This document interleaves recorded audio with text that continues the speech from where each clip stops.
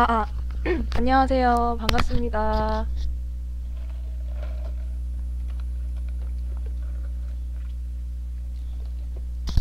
안녕하세요.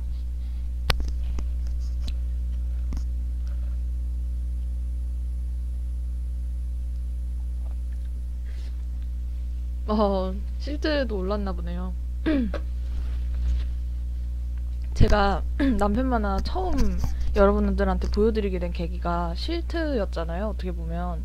근데 저는 그때는 몰랐어요. 실트에 오르는 게 그렇게 어려웠지. 그러니까 이게 한 번도 그거를 생각조차 안 해본 사람은 그게 잘 모르는 거예요. 막상 올랐다 그러면 그냥 약간 이렇게 왁자지껄한 타이틀 같은 그런 느낌으로 느껴지는 거예요. 그래서 이제 잘 모르고 있다가 그때 한번 인식을 딱 하고 난 뒤부터는 아, 이게 되게 정말 많은 사람들이 보는구나라고 딱 느끼게 됐죠. 저는 원래 트위터 예전에 할 때는 그 워낙 그냥 저 맨날 보고 싶은 것만 봤거든요. 트위터 타임라인 자체를. 그래가지고 그리고 저는 또 뭐 그때도 연성계 위주로 활동을 했으니까 이제 소통하고 이런 트위터를 잘 못해가지고 제 성향이 약간 좀 연성 막 따다다 올리고 치고 빠지고 약간 이런 스타일이어가지고 트위터에 오래 있지를 않았었어요. 그래서 뭐 실트 뭐 이런 거에 별로 관심이 없었어서 모르고 있다가 그래서 네, 어제 올랐다고 하니까 괜히 감격스럽네요. 저는 비록 보지 못했는데 아, 그렇습니다. 그래서 오늘 좀 많은 분들이 보셨을까요? 음, 저와 코멘터리로 처음 만나시는 분들이 있겠죠? 코멘터리 컨텐츠에 대해서 간단하게 말씀을 드리자면 이 코멘터리 컨텐츠는 남편 만화를 작가와 함께 이렇게 보면서 제가 직접 제 육성으로 이 만화를 어떤 의도로 그렸나, 어떻게 이 장면을 그리게 됐나, 이때 얼마나 내가 죽을 듯이 힘들었나, 뭐 이런 아주 쓸데없는 정보를 나누는 공간입니다. 그리고 다른 분들이 또 어떤 생각을 하셨는지 채팅창에 이렇게 막 나오는 걸 함께 보면서 달리는 그런 재미도 있겠죠? 약간은 반 정모 같은 그런 느낌이 납니다. 여기서 반은 이제 해프의 반입니다. 그리고 이번 편 같은 경우에는 사실 제가 여태까지 계속 생각해왔던 어떤 주제성이라고 해야 되나요? 뭐 그런 것을 이제 가장 극적인 방식으로 해낸 그런 회차여서 사실 제가 오히려 이 편에 막 왈가왈부 말을 많이 얹으면 얹을수록 그러니까 여러분이 느끼시는 그 감상이 오히려 이렇게 제가 저해야 하는 그런 느낌이 들 것 같아요. 그래서 이번 편 같은 경우에는 그냥 제가 하고 싶은 이야기들이 좀 있어요. 그래서 그 부분만 그냥 중점적으로 얘기하고, 뭐 그래봤자 별거 아닌 얘기지만 그런 것만 얘기를 좀 하고, 좀 감상에 대한, 그러니까 어떤 장면에 대한 감상의 해설은 조금 간접적인 방식으로 이야기를 한번 해보도록 하겠습니다. 그래서 조금 빨리빨리 설명하고 넘어갈게요. 일단 이번 편 같은 경우에는요, 좀 일찍 올렸어요. 저번 편이 3월 13일에 처음 올라왔었고, 제가 이 만화에 유료 미리 보기 서비스를 처음으로 도입을 했고요. 이게 3월 24일에 올라왔습니다. 그래서 11일 만에 한 편이 올라온 거죠. 제가 원래 계획을 했던 거는 42화는 분량을 좀 줄이자 이렇게 생각을 했어요. 일단 제가 지금 그리고 있는 분량이 한 편당 양이 야금야금 푸스타 때부터 늘어나기 시작을 하면서 편당 10만 픽셀 이상을 그리게 됐어요. 그러니까 너무 힘들더라고요. 정말 전 푸스타 막바지 그렸을 때 코멘터리 하면서도 계속 힘들다 했던 것 같은데, 이제 정말 막바지 때 힘들었던 기억밖에 안 나는 거예요. 그 만화 하나하나가 일단 인물도 너무 많았고, 그리고 이제 인물이 많았고 표현하고 싶은 이야기가 많다 보니까 점점 얘기가 늘어나면서 그 사실 오늘 편을 보시면 아시겠지만 뒷부분 이야기에 클라이맥스가 있잖아요. 이 이야기 클라이맥스를 저도 빨리 보여드리고 싶고 그런데 이제 그런 과정에서 이제 앞부분을 그려나가는, 한마디로 뭐 보통 우리가 흔히 말하는 야한 만화를 그리기 전에 꼭 앞에 이렇게 장황하게 막 이렇게 펼쳐놓는 그런 게 있잖아요. 약간 그런 느낌으로다가 정말 그리고 싶은 이야기를 장면을 나 왜 야한 만화라고 예시를 들었지? 그러면 안 되는데 굳이 그렇게 하지 않아도 그냥 보고 싶은 장면이라고 했어도 됐는데 하여튼 머리가 그쪽으로밖에 안 돌아가가지고 아무튼 그런 어 그 그러니까 보고 싶은 장면을 위해서 굉장히 많은 페이지를 할애하곤 하잖아요. 사람들이 창작자들이 저도 그랬어요. 그러니까 정말 제가 용철이를 기다려주시는 분들의 정말 많은 메시지를 받았고, 어, 그러니까 정말, 정말, 정말 많은 메시지를 받았어요. 용철이를 응원해주시는 분들과, 그리고 이제 작가한테 빨리, 용철이에 대한 처신을 촉구하라, 이런 메시지도 많이 받고, 그래서, 빨리 저도 이 준비된 이야기들을 보여드리고 싶다, 이런 생각을 했죠. 그 과정에서 앞부분 어쨌든 푸스타는 또 푸스타대로 잘 마무리를 지어줘야겠다 이런 생각을 하니까 거의 후반부는 분량이 너무 길어지고 너무 힘들었고요.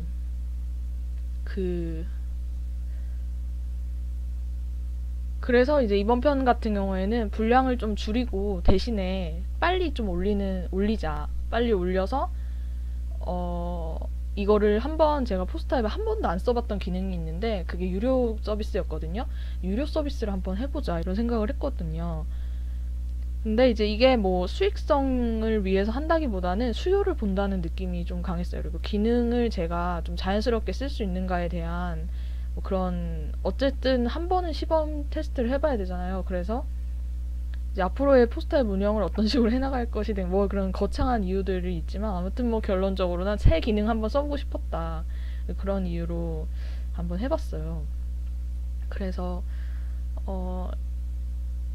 그랬는데도 사실 앞에 편 같은 경우에는 한 100컷? 그래도 100컷이 넘어갔어요. 100컷 이상 그렸고 원래 그걸로 사실 42화를 끝내려고 했는데 뭐랄까 조금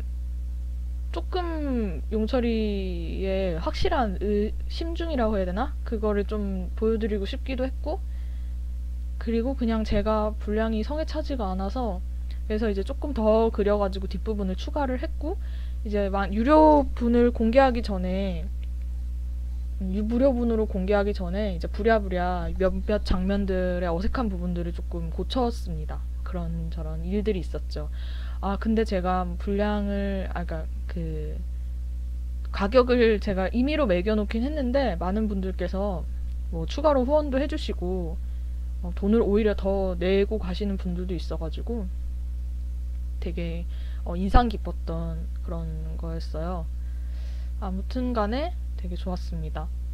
맞아요. 제가 하나 생각하지 못한 게, 포스타앱은 첫 충전 단위가 5,000원이어가지고, 그거를 제가 계산을 못했어요. 만약에 제 만화를 위해서 처음 결제를 하신다면 5,000원을 결제를 해야 되는데 뭐 이렇게 됐으니까 이왕 그렇게 되신 김에 포스타앱에 많은 작품들이 있잖아요. 좋은 작가님들 작품도 있고 메인에 항상 이렇게 띄워주잖아요. 그러니까 이제 그분들 작품도 이왕 이렇게 된 김에 포스타앱의 플랫폼에 있는 많은 재밌는 작품들도 한번 보시고 결제도 해서 봐주시면 어떨까 싶습니다. 그러면 포스타입도 좋고 저도 좋고 뭐 그렇겠죠. 제가 갑자기 포스타입 좋은 일을 시키고 있네. 아무튼 네 그렇습니다. 네 그렇고요. 그래서 42화의 표지 같은 경우에는 민성이 광고입니다. 민성이 광고 옆에 보시면 사립연뭉협회라고 되어 있어요. 이게 이제 제가 좀 고민을 했던 부분인데 민성이가 팬덤에서 약간 그 멍멍이 포지션이라고 해야 되나요? 우리가 흔히 말하는 그런 댕댕이 느낌 그런 포지션을 맡고 있잖아요. 그래서 제가 처음에 생각한 거는 약간 사립 반려견 협회 약간 그런 느낌의 좀 장난스러운 모임 그런 걸 생각을 했었는데 사람한테 반려견이라는 호칭을 붙이게 맞나 싶어가지고 고민하다가 너무 간 거 아닌가 이래가지고 그냥 연뭉협회라고 바꿨습니다. 그래서 우리 그 연뭉이를 사랑하는 분들이 함께 모여서 광고를 만들었다 이렇게 해주시면 되겠습니다. 민성협회라고 하기에, 아니 민성 뭐 모임? 뭐 있지? 보통 그렇게 광고를 올리면? 아무튼 뭐 그런 식으로 하고 싶었어요.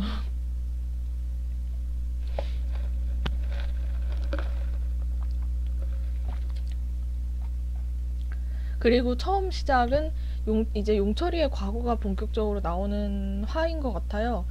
보자, 지난화 마지막 장면이 뭐였더라? 오늘은 근데 저희가 이제 앞에서 나왔던 복선들을 하나씩 회수해 나간 화여서 굉장히 앞에 장면들을 많이 우리가 살펴보면서 해야 될 것 같아요. 그래서 저도 조금 시간이 걸릴 것 같습니다. 찾아보는데. 저번 화 같은 경우에는 이제 민성이가 용철이의 전화를 받으면서 만화가 끝났잖아요. 그 DK 엔터가 로니 엔터에 인수합병이 된다 이런 얘기를 하고, 그리고 이제 2014년으로 돌아갑니다. 파라맥스의 첫 데뷔가 2016년으로, 저는 2017년 초였나? 2016년 초로 알고 있어요.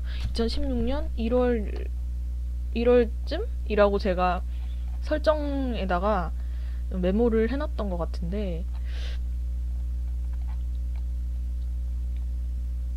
제가 좀 이런 쓸데없는, 뭐랄까요, 이렇게 좀 기억해야 되는 메모들을 메모장에 따로 정리를 해놓거든요. 뭐 예를 들면 뭐 미분 컬러는 노란색, 뭐 이렇게 버터컵 라피스 블루다 뭐 이런 식으로 적어 놓는다든가. 2016년 2월쯤 데뷔를 했네요. 파라맥스는. 그리고 이제 2014년도면은 한참 이제 용철이가 고등학생쯤이고, 이대경과 함께 그 연습생을 준비하던 그런 시기, 데뷔를 준비하던 시기죠. 파라맥스라는 그룹이 처음으로 나오게 된 뭐 계기인 거고, 사실 이렇게 패스트푸드점에서 애 앉혀놓고 햄버거 먹이면서 얘기하는 거 자체가 굉장히 사짜 느낌 나잖아요. 보통 우리가 사이비 종교 설파하는 그런 곳에 가면 보통 롯데리아나 뭐 이런 데서 많이 이루어져요. 그런 사기의 역사 같은 것이.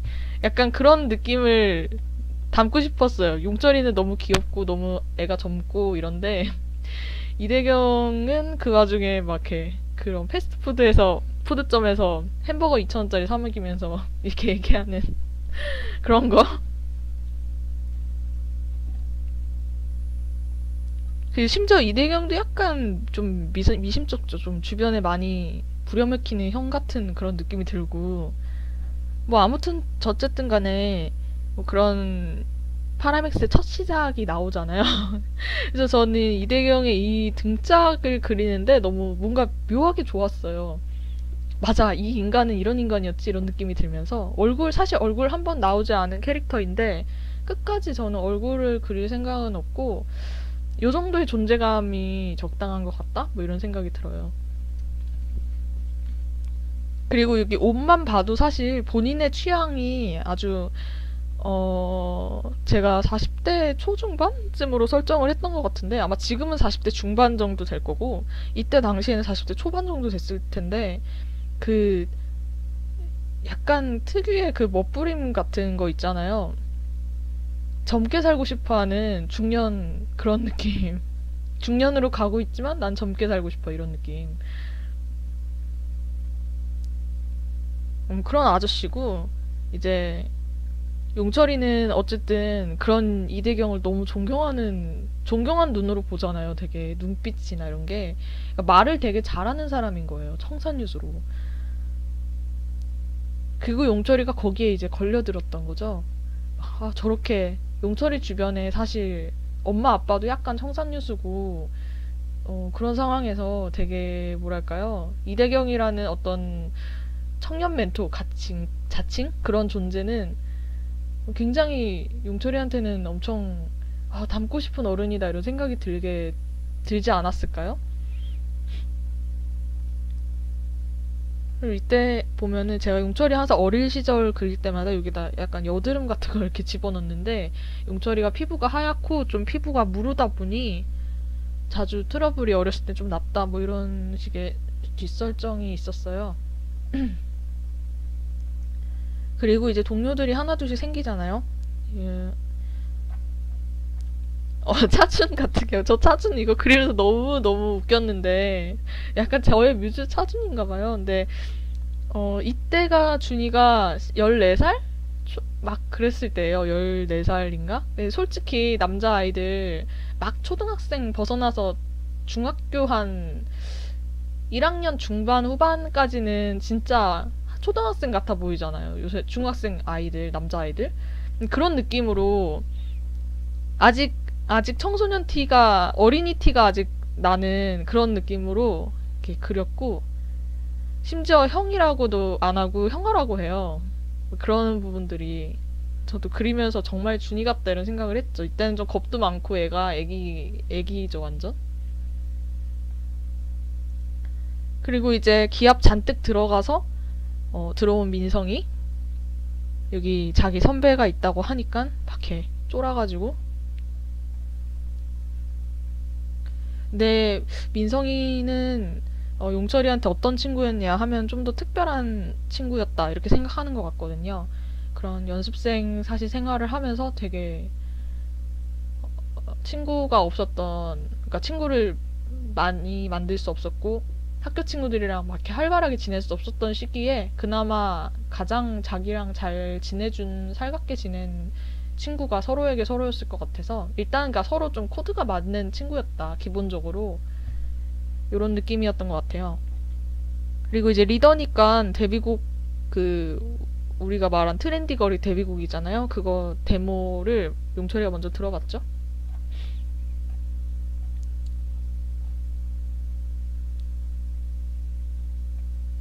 그리고 이제 서로 막 정산 받으면 돈 받으면 뭐 할 거냐 이런 얘기 하는데 여기서 포인트는 용철이는 명품을 알고 있고 민성이는 명품을 아직 모른다 뭐 이런 느낌이에요. 사실 저는 저의 어릴 적을 생각해보면 저는 20대 초반 넘어갈 때까지 명품 이름도 몰랐어요. 막 아이돌 좋아하고 이래도 뭐가 명품인지 이런 거 잘 모르고 이름만 지나가다 슬쩍슬쩍 들어보고 사실 저는 막 힙합 듣고 왜 보통 힙합 듣고 이러면 되게 거기 뭐 명품 이름 쭉 나오잖아요. 근데 저는 힙합도 안 듣고 이래가지고 잘 몰라서 저의 약간 경험이 담겨 있는 느낌이에요. 그러니까 이때는 사실 나이키 뭐 필라 이런 게 최고인 거예요. 막 스포츠웨어 이런 게 최고잖아요. 이 나이 때는 이제 그러니까 오히려 잘 모르는 그런 거?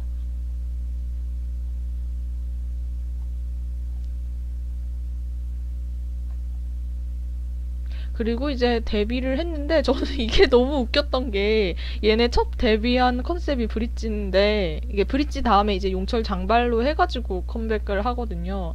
근데 브릿지인데 너무 웃긴 게 여기 얘네가 이름 칼라를 썼었어요. 이렇게 목티에 이름으로 자수를 이렇게 박았는데 용철이가 GM이고 민성이가 MS고 YY가 YY인데 차준이 CJ인 게 너무 웃긴 거예요. 약간 여기서도 차주는 좀 뭐랄까 어디서든 잘 해먹고 살 수 있을 것 같다는 그런 묘한 확신이 든다고 해야 되나? 이니셜마저도 얘는 될 애구나 이런 느낌 자꾸 들어가지고 너무 웃기잖아요.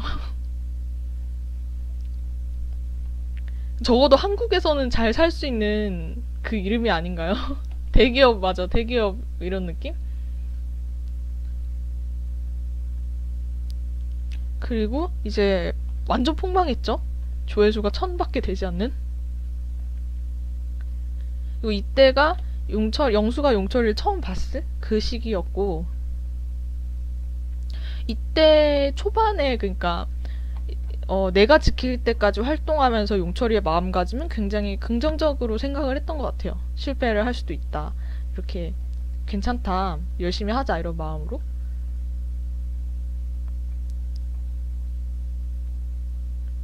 그리고 이제 그렇게 내가 지킬 때까지 지나가서 굿데이 활동까지 오는데 마지막 활동이죠. 파라맥스의 굿데이. 이때 이제 영철이가 이 약간 그런 멕시코풍의 옷을 입고 막 이렇게 차카차카 흔들어대는 그런 컨셉이었고 민성이가 선비 옷을 입고 한복을 입고, 그러니까 선비 역할이었어요.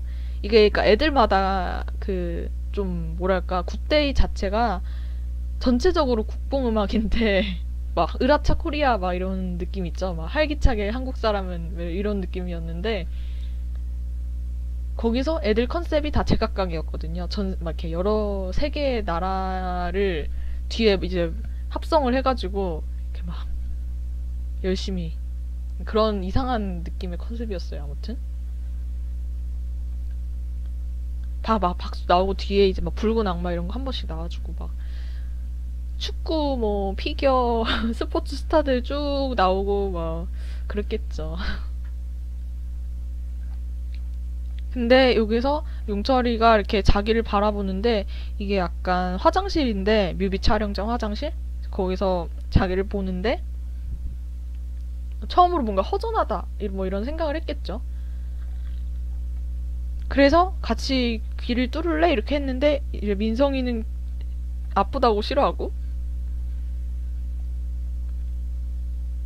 그래서 이렇게 허전해서 귀를 뚫었을 때는 이때는 여러분이 아실라나 모르겠는데 이때 시기가 민성이랑 용철이가 쑥소 짐을 뺐을 때예요.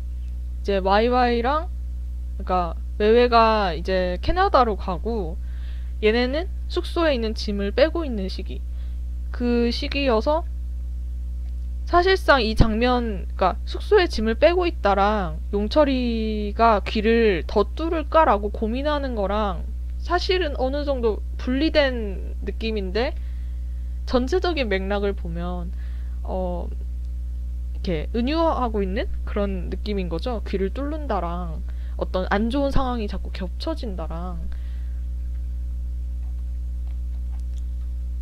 그리고 이날 아마 뭐 그랬을 거예요. 여기가 DK 사무실인데 이날 뭐 외외가 이런저런 뭐 이렇게 짐을 챙기러 DK에 왔고 마침 거기 회사에 있었던 용철이가 외외를 좀 배웅해주는 그런 느낌인 것 같아요. 마침 시간이 돼가지고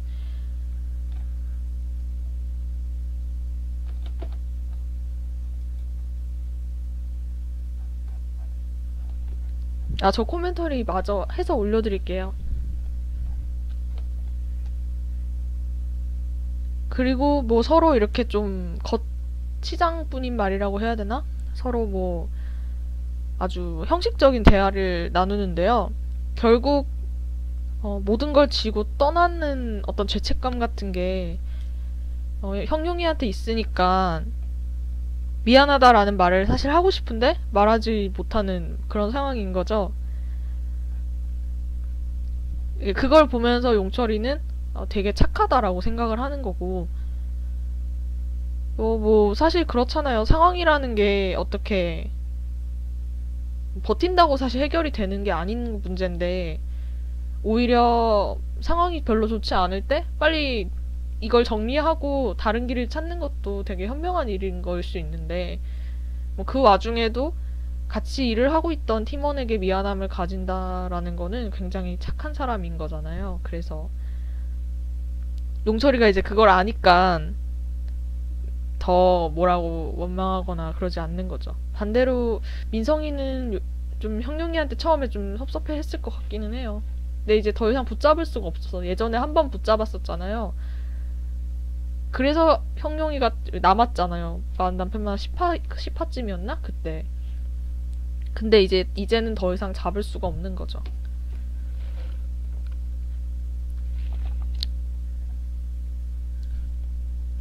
그리고 여기는 이제 용철이의 고향이라고 해야 되나요? 용철이가 자란 곳이 경기도 맞나? 의정부인데 거기로 돌아갔죠, 다시? 숙소 정리하고 집이 없어졌으니까 본가로 돌아가서 용연이 유치원 픽업을 해주면서 뭐 그러고 살고 있는데 아무튼 유치원입니다, 여기는. 네, 의정부에 있는 유치원 중 하나고 유치원 이름은 그때 작업 방송 했을 당시에 유치원 이름 공모를 혹시 유치원 이름이 되고 싶은 닉네임이 계신가요? 했는데 그때 123님이 123이라는 닉네임을 가진 그 독자님께서 본인의 닉네임을 써달라고 해주셔가지고 제가 하나 둘 셋 유치원으로 바꿨습니다. 근데 굉장히 잘 어울리죠. 그리고 이제 용현이를 데리러 온 용철이고요.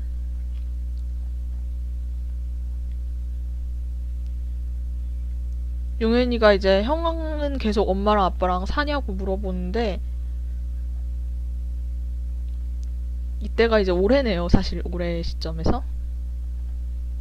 근데 그리고 이제 용철이는 본가에서 뭐 1시간씩 걸려가지고 학교를 다녔겠죠. 근데 이제 민성이가 알게 모르게 둘이 다른 과여서 아무래도 마주칠 일이 많이 없었는데 이렇게 학교 채플 같은 다 함께 모이는 그런 공간에서 민성이가 용철이를 발견해가지고 냅다 벽쿵을 먼저 해버리는 그런. 저는 민성이 이런 장면을 그릴 때마다 너무 재밌다고 해야 되나? 너무 그래요. 민성이가 가지고 있는 어떤 그 특징 중에 하나잖아요. 민성이가 은규한테 하는 것도 그렇고 되게, 그리고 유현이나 뭐 희망이한테 하는 것도 그렇고 딱 해야 될 때라고 해야 되나? 본인의 감정을 쏟아내는 방식이 굉장히 어떻게 보면은 이렇게 확 밀어붙이는, 몰아붙이는 그런 느낌이에요. 근데 그게 이제 무례하게 느껴지지 않는 것은 강요를 한다기보다는 어떤 부탁의 뉘앙스가 더 강하기 때문이 아닌가 뭐 이런 생각이 들어요. 그러니까 이렇게 강한 제스처로 얘기하긴 하는데 그게 타인에게 어떤 억압된 인상을 주지는 않으니까. 그쵸, 저도 그렇게 생각해요. 민성이는 그 퍼스널 스페이스가, 개인 공간이 그게 경계가 너무 좁아서 일단은 거리를 좁히고 얘기를 하는 친구니까요. 이게 그래서 좀 개인의 특성으로 생각이 되는 것 같아요. 좀 성격 자체가.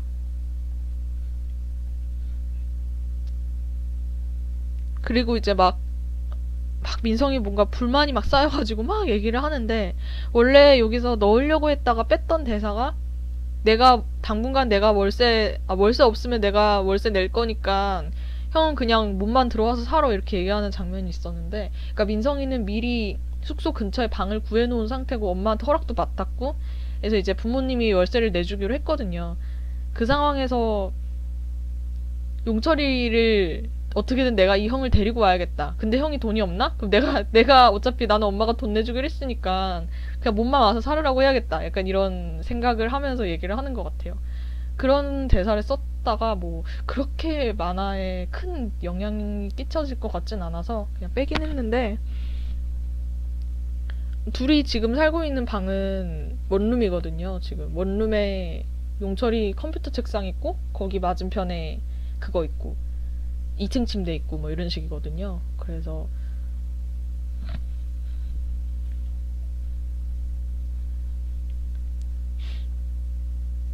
그리고 이제 자기 본인의 진심이 나오는데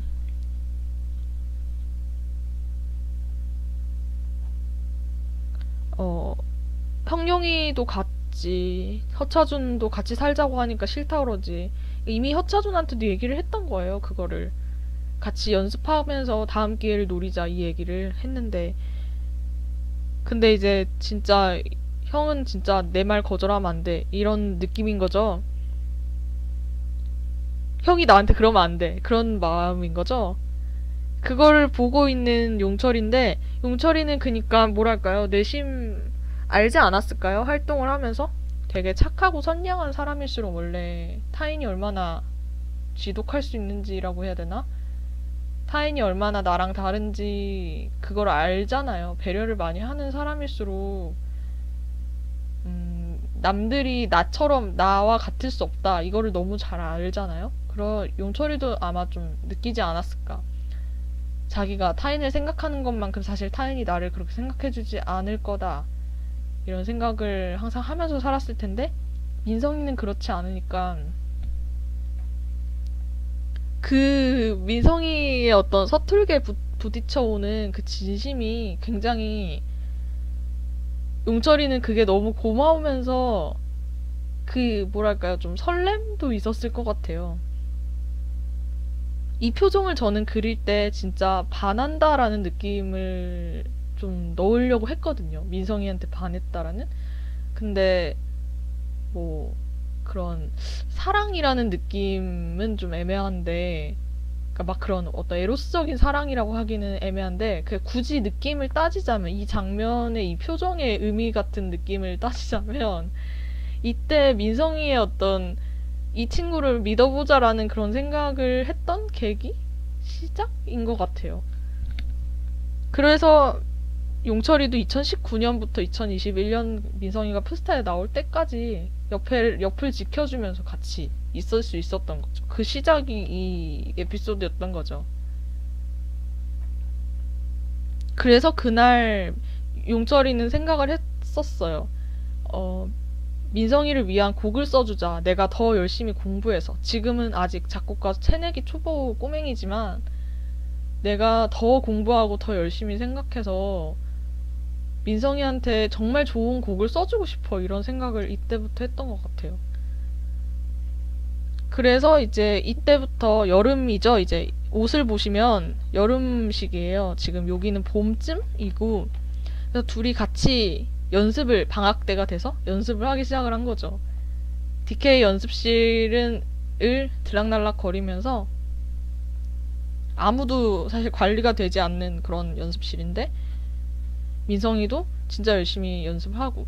사실 그래요. 파라믹스라는 그룹을 처음 만들 땐 누가 봐도 안 뜰 그룹으로 제가 만들었고, 캐릭터 설정 같은 것도 누가 봐도 사실 매력이 막 있지 않은?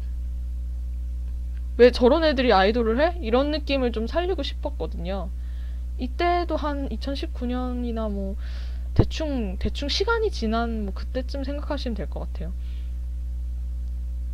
그래서 그때 당시로 따지면 실력도 막 엄청 좋지는 않았어요. 근데 3년이란 시간이 사실 있었잖아요. 우리가 타임워프를 한 시간이. 그 3년의 시간 동안 민성이도 노력을 했고 열심히 했고, 사실 용철이도 처음에 보컬 위주의 친구는 아니었는데 나름대로 되게 열심히 연습하고 공부를 한 거죠.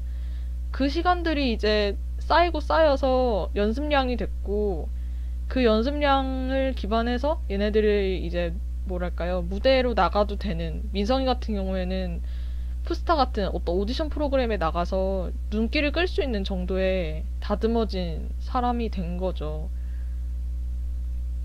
근데 이제 여태까지 그런 노력이나 이런 연습량 같은 것들이 만화에 잘 나오진 않았으니까 한 번에 확 안 와닿았을 수도 있을 것 같아요. 보시는 분들은. 그래서 조금이나마 그런 부분에 대한 얘기를 해드리고 싶어서 이 장면을 넣었던 것 같습니다. 그래서 둘은 이제 숙소 근처에 집을 구해서 계속 숙소를, 회사 근처에 집을 구해서 계속 들락날락 거리면서 열심히 공부를 했던 거죠. 그리고 용철이는 뭐 이런저런 활동들을 하기 시작을 했고, 버스킹도 이때 시작을 했고, 작곡팀에도 들어가서 이 작곡 공부를 하기 시작했고, 여태까지는 뭐 배운 거를 과제로 소해내는 그 정도라면, 이제는 어떤 학교에 뭐 작곡팀 같은 게 있어가지고 뭐 그런 식으로 아름아름 알아서 들어가서 진짜 기성음악 같은 느낌의 작곡을 만들고 뭐 이런 활동을 하기 시작을 한 거죠, 이때부터.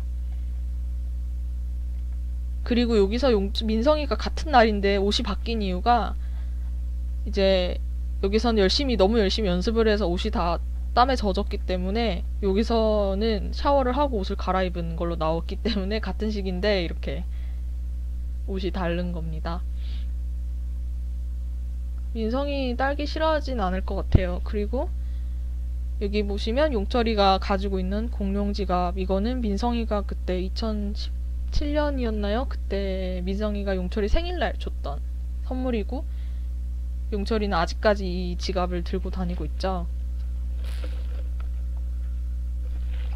네, 맞아요. 그래서 이거 머리도 감아가지고 이렇게 말려서 아직 덜 마른 상태에서 왜 뽕 일어난 거 있잖아요.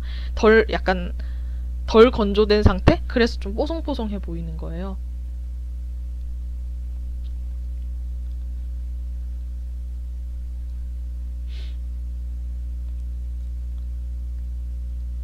그리고 이제 약간 용철이는 굳이 연습실을 다닐 필요는 없었는데 막 연습실을 같이 민성이랑 다녔던 거는 앞에 있었던 그 에피소드 있죠? 이 에피소드 때 내가 민성이를 함께 걸어가야겠다, 함께 고생해야겠다 이런 마음이 동료의식이 있었기 때문에 이제 민성이가 혼자 계속 연습을 하고 혼자 하면 그 길이 너무 힘들까봐 그래서 시간이 될 때마다 같이 다녀준 것 같아요. 용철이도 시간이 되면 같이 가서 연습실에서 본인도 뭐 연습을 뭐 이렇게 하는 걸 본다든가 자기 일을 한다든가 이런 식으로. 그리고 이때부터 용철이는 이제 춤추는 민성이를 보면서 섹시 컨셉 하면 어울릴 것 같은데 이런 생각을 하는 거죠.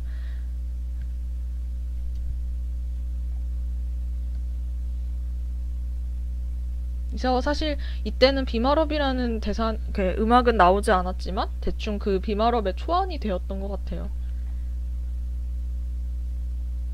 그리고 여기서 이제 반바지를 입은 쪽이 민성이고요. 긴 바지를 입은 쪽이 용철이입니다. 그렇게 시간이 조금씩 흘러가면서 밴드도 하고 작곡팀에도 들고, 그리고 이 장면을 그릴 땐 좀 더 본격적인 뉘앙스를 넣어야 될까 뭐 이런 고민을 했었는데, 예를 들면 이렇게 목이나 이런 데 자국이 있다든가 이런 식으로 본격적인 직접적인 뉘앙스를 넣을까 이런 고민을 하다가 뭐 거기까지야 너무 오바다, 어차피 다 아는데 이런 생각이 들어가지고 굳이 넣진 않았어요. 저 3년의 시간이 있었으니까 뭐 연애는 하지 않았을까요? 그것이 설사 막 엄청 불타는 연애는 아니었을 수 있는데, 그래도 어떤 방식으로든 누군가에게 호감을 주고 또 누군가의 호감을 받는 일을 했을 것 같다는 생각이 들어요.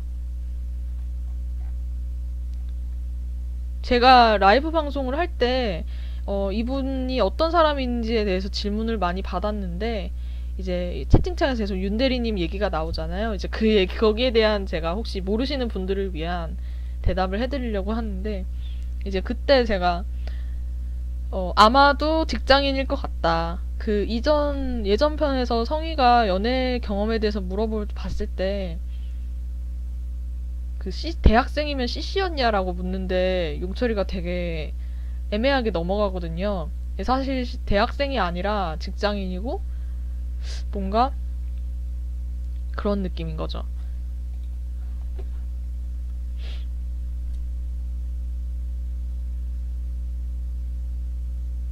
음, 그리고 약간 굳이 따지면 대리일 것 같아 이런 얘기를 제가 했던 것 같아요.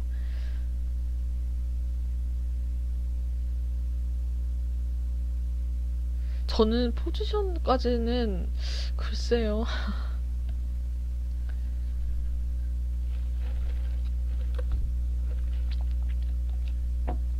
저는 사실 포지션 정하는 게 제일 힘들기는 한데 이래도 되나? 벨마나를 그리면서 이래도 되나? 아무튼 그렇습니다. 일단 한마 영수 용철 영수였었으니까 계속 공이 아닐까요? 용철이는?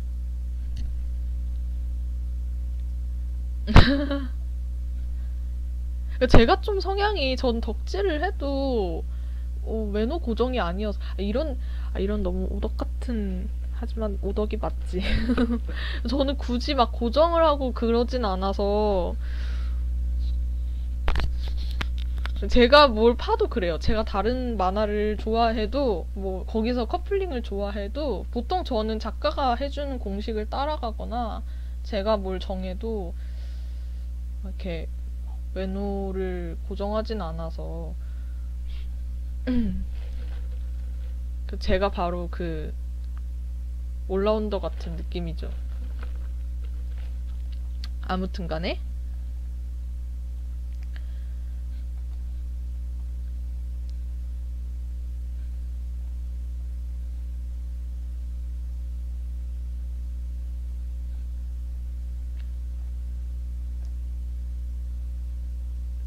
되게 좋은 사람이었던 건 맞는데 오래 사귀지는 못했다. 뭐 그러니까 여기서 뭔가 좀 이런저런 생각을 할 수 있는 것 같아요. 근데 용철 른으로 좋아하셔도 상관은 없어요. 그러니까 이게 처음부터 제가 사실 딱 정하고 가면 좋았는데 이게 정해지지 않은 상태로 일단 진행을 했었다 보니 뭐 그러니까 제가 어떻게 뭐 이렇게 처음부터 그런 거죠. 이렇게 경고문이라고 해야 되나? 아, 경고는 너무 강하고 안내문을 깔고 갔었으면 그렇게 이렇게 따라가면 됐는데 제가 안내문을 주지 않고 그냥 일단 오세요 이렇게 해서 오면서 여러분들이 나는 이게 좋은 것 같은데 이게 좋은 것 같은데 이렇게 생각하시다 보니까 그냥 본인이 좋아하시는 것을 메이저라고 생각하시면서 그냥 열심히 본인이 좋아하시는 걸 좋아하시면 어떨까. 물론 저도 오피셜이 좋다는 거를 저도 알고 있긴 하지만 만결이 얼마 안 남았으니까요, 어차피.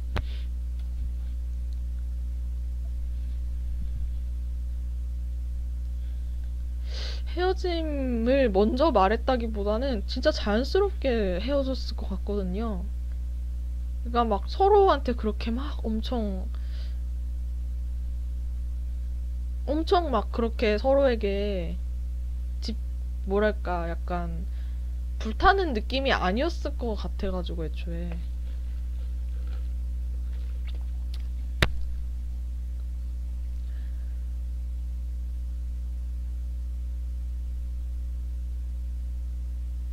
사귄 기간도 그렇게 길지는 않았을 것 같고요.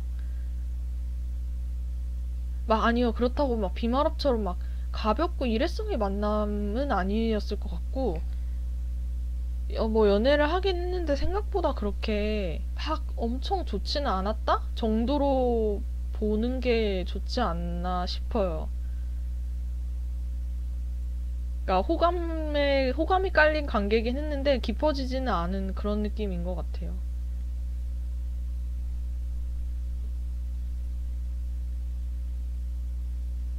잔잔말이. 아유, 웃겨라. 아무튼 네, 그냥 적당한 연애를 했다 이 정도로 생각하시면 어떨까 싶습니다. 그죠? 저 근데 어떻게 뭐 그니까 막 여러 가지 이 친구들에 대해서 너무 많은 생각을 하게 되면 거의 서사가 또 한 트럭 나오잖아요. 그래서 생각 안 하려고 그냥 적당히 그런 느낌이었다. 그냥 그렇게 사람 만나는 거야 뭐 다 거기서 거기니까 그렇게 만났다. 그렇게 하고 이제 시간이 지나가면서 이런 시간들이 일상들이 하나하나 쌓이면서 용철이는 민성이한테 어울릴 수 있는 노래들을 하나씩 만들어 가기 시작을 하는 거죠. 여기서도 비말업이라고 할 수 있는 음악은 없지만 뭔가 요런 것들을 다 조합을 하면 비말업이 될 수 있다? 이런 느낌인 것 같아요. 그러니까 그러게요. 용철이가 행복했으면 좋겠어가지고 그쵸? 저는 용철이의 삶에 대해서 생각을 해보면 생각보다는 우울하지 않았을 것 같고 근데 그렇다고 생각보다는 호락호락하진 또 않았을 것 같아요.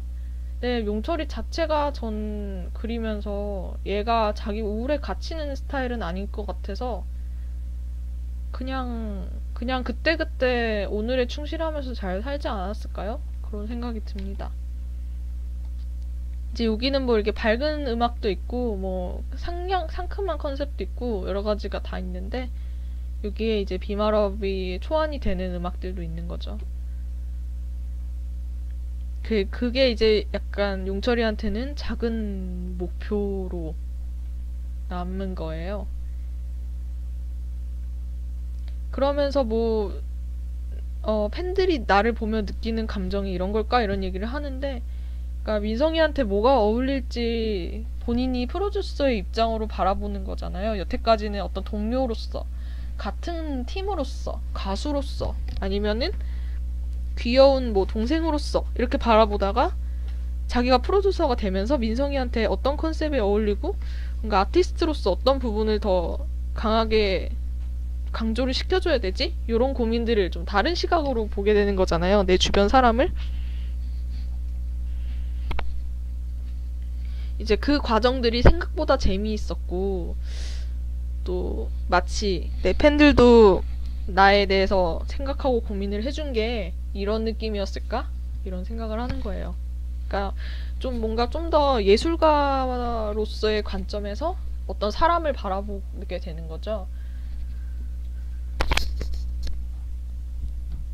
그리고 본인도 버스킹을 하는데 여기는 하늘을 달리다라는 음악을 사용했고, 이전에 용철이가 부르던 거는 어 깊은 밤을 날아서였나? 그 노래였어요.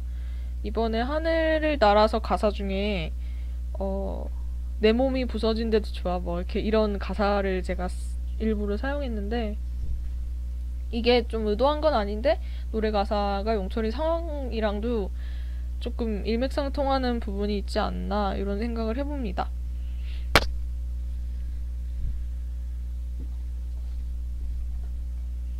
어떤 좀 목표를 향해서 이렇게 부서져라 달려가는 그런 느낌이 들어요.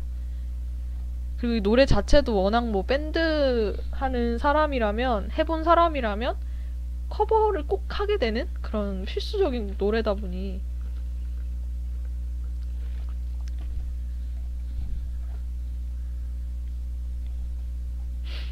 그리고 이제 여기서 청하루님이 이렇게 계시잖아요.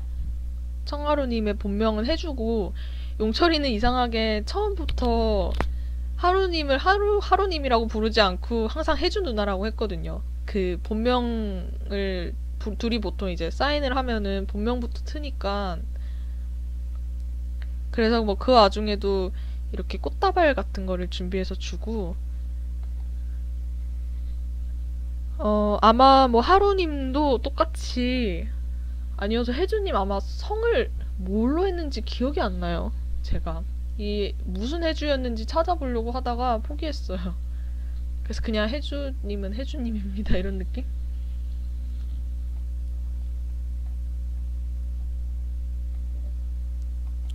그리고 이제 뭐 하루님도 같은 마음이었겠죠.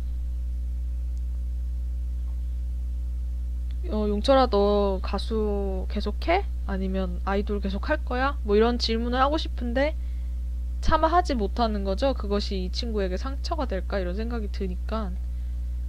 용철이도 이제 아니까 그냥 말을 돌려준 것 같고, 이렇게 사진을 찍잖아요. 이분은 이제 장차 미래의 남편이 되신 분이고, 이미 결혼하신 상태였나 이때?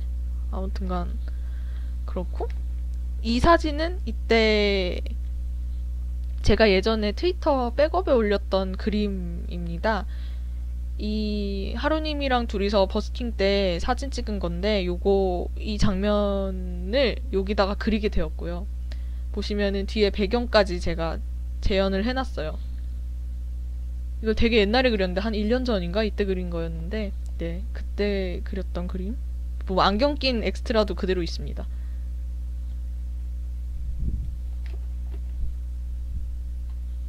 네, 맞아요. 이거 매너존 하고 있는. 그리고 이제 이날 이렇게 사진을 찍고 갔는데,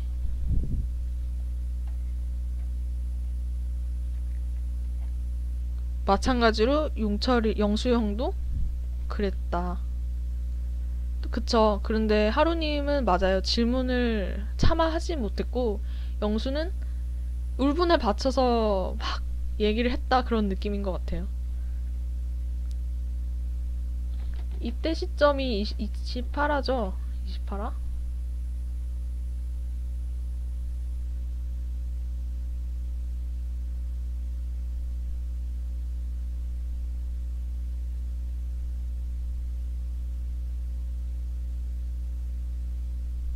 아, 27화다.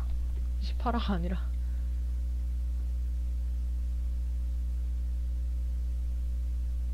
아니네? 26화구나.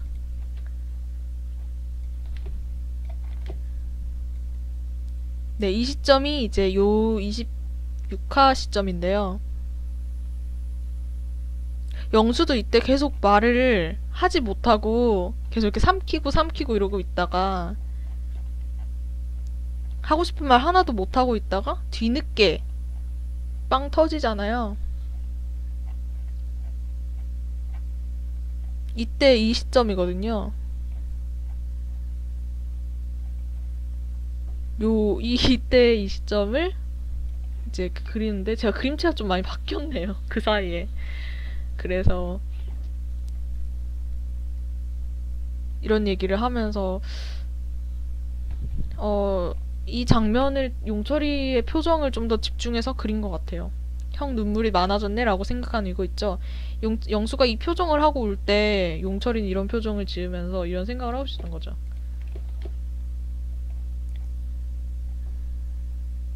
그리고 떠나는 영수를 보면서 뭔가 계속 그런 마음을 가지는 것 같아요. 그리고 이제 이런 게 끝나면서 현재 시점으로 돌아오잖아요. DK 회사 앞에서 모든 이야기를 전해 듣고 이제 민성이한테 파라믹스가 DK의 소식을 전해주고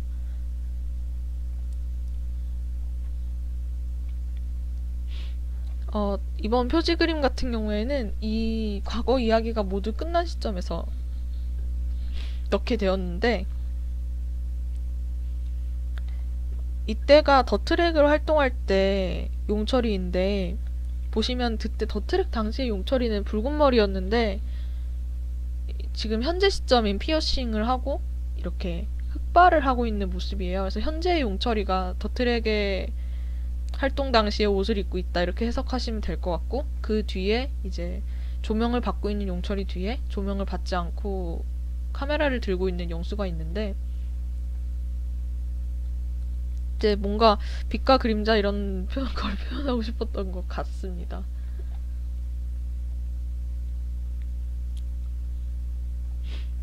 그리고 이제 기사가 뜨고 로니 엔터로 가는 그리고 앞으로의 뭐 미래나 처분에 대해서 얘기를 하는데요.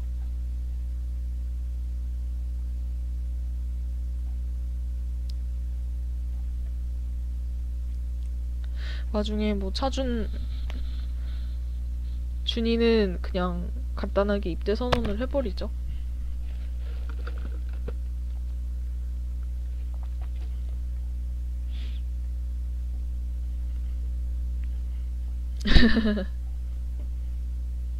그리고 여기서 기다리는 사람이 있어서 먼저 내려갈게 라고 하는데 이제 이게 저번에 크리스마스 때 만났던 그 친구겠죠 아마? 둘이 굉장히 긍정적인 관계로 향하고 있는 건 맞아 보입니다. 그리고 민성이는 약간 화가 나 있어요 지금. 용철이가 본인이랑 다른 의견을 냈잖아요. 작곡 일을 계속 하고 싶다고. 그러니까 약간 좀 뭔가 찜찜한 그런 감정 이런 게 있고 마지막에 차준 결혼식 나오면 거의 주말 드라마급 아니에요? 항상 뭔가 결혼식을 하면서 끝나는 그런. 근데 이제 여기서 민성이가 그냥 가려고 하는데 용철이가 이런 얘기를 하잖아요. 나한테 할 말 있으면 해라고. 무슨 할 말 있으면은 하라는 말이야. 이런.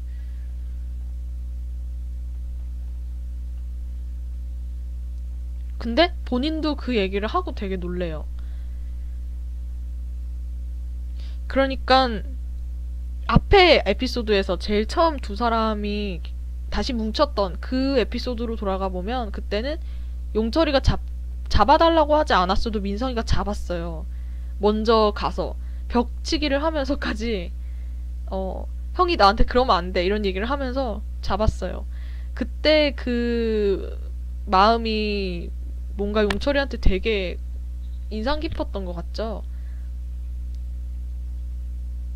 그러니까 나를 한 번 더 잡아달라라고 이야기하는 그 무의식적인 말이 이 얘기로 나온 것 같아요. 나한테 할 말 있으면 해줘. 이 말 자체가 민성아 그때처럼 나를 잡아줘. 이 얘기를 하고 싶었던 것 같은데 그래서 본인도 왜 나는 그 말을 했을까 이렇게 생각을 하는 거고 또 민성이는 솔직한 친구잖아요. 그래서 자존심 같은 거 안 세우는 사실 친구잖아요. 그러니까 또 바로 덥석 받아먹으면서 내가 그 말을 하면 형은 들을 거냐. 안 들을 거면서 지금 나한테 잡아달라고 하는 거야? 이런 얘기가 또 좀 되는 것 같아요. 그리고 다시 한번 또 정통으로 얘기하잖아요. 완전 딱 나랑 그룹 다시 하자고. 그러니까 용철이가 그 민성이가 자기를 역시나 맹목적으로 같이 하고 싶어하는 그 마음 같은 게 느껴지니까 나는 그냥 이 말을 그냥 듣고 싶어서 민성이가 나를 얼마나 신뢰하고 아직도 신뢰하고 있고 그 마음, 그 한결같이 전해지는 그 마음? 그거를 다시 한번 듣고 싶어서 되게 고맙잖아요. 어떻게 생각하면? 인생을 살면서 나를 맹목적으로 믿어주고 나랑 같이 일을 하고 싶어 하는 사람이 있다는 것 자체가 사실 굉장한 자존감이 되잖아요. 여러 번 근데 막 여러 번 내가 미적지근하게 행동하면서도 막 그래서 나랑 계속 어쩌고 싶은데 나랑 계속 일을 하고 싶어? 이렇게 확정하지도 않았으면서 계속 질문을 던지는데 거기다 대고 맞아 나는 형하고 같이 일하고 싶어 이렇게 얘기할 수 있는 사람이 용철이한테는 있었던 거죠. 그래서 그 말을 한 번 더 듣고 싶어서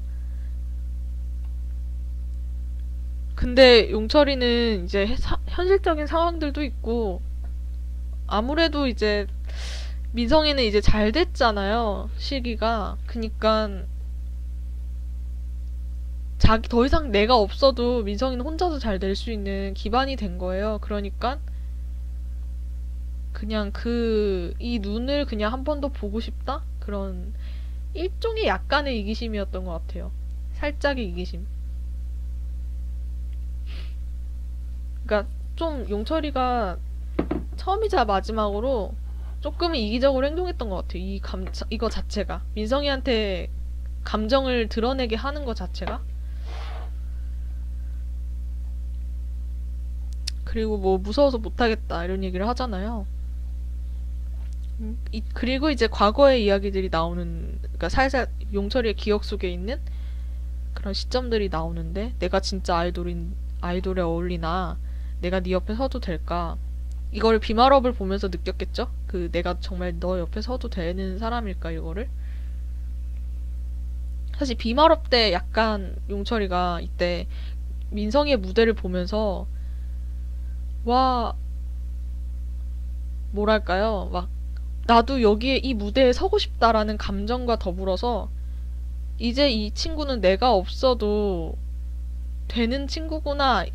그러니까 더 이상 저 옆에 있는 게 오히려 짐이 될 수도 있겠구나. 이런 것까지 같이 좀 느끼지 않았을까요? 여러 가지 양가 감정이 있지 않았을까요? 제가 이 당시 코멘터리를 거기까지 계산해서 말하진 않았겠지만 아무튼 그런 생각이 좀 들어요.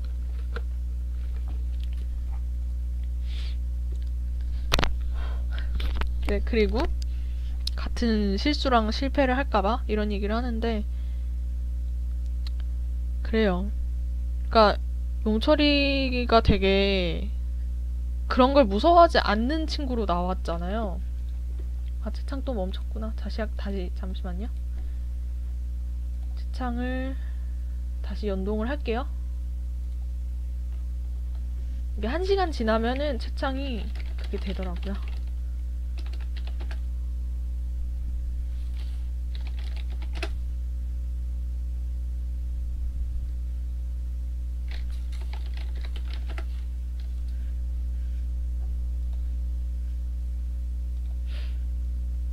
정말 손이 많이 가는 구글이라니까. 그러니까요. 이제 리프레시를 하면 됩니다, 이제. 아, 저 최대한 좀 간단하게 얘기를 해야 되는데 저도 자꾸 뭐 얘기하다 보니까 말이 길어져요, 자꾸.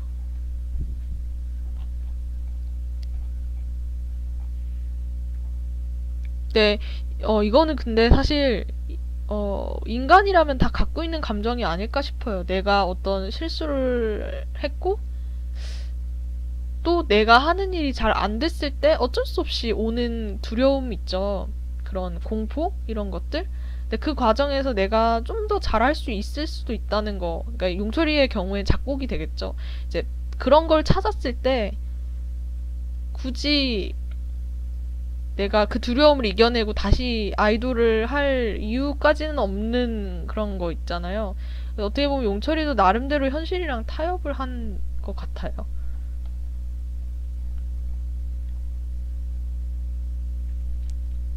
그리고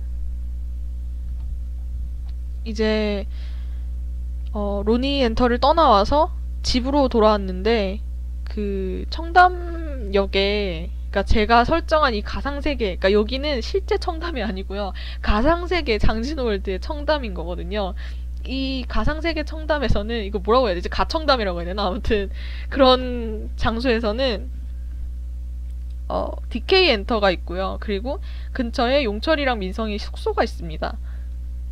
그러니까 이제 로니에서 나와서 집으로 돌아가는 길에 용철이가 성희한테 전화를 건 거죠.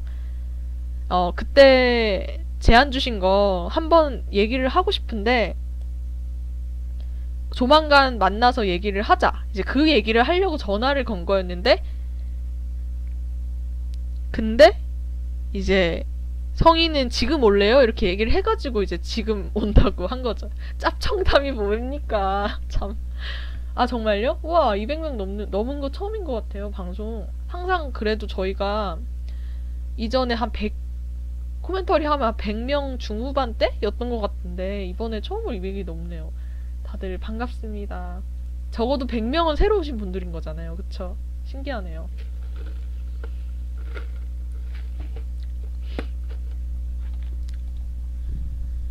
그래서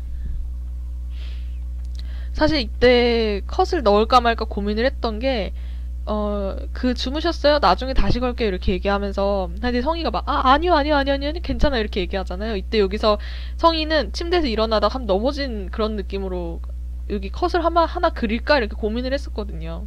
뭔가 쿠당탕 소리가 나면서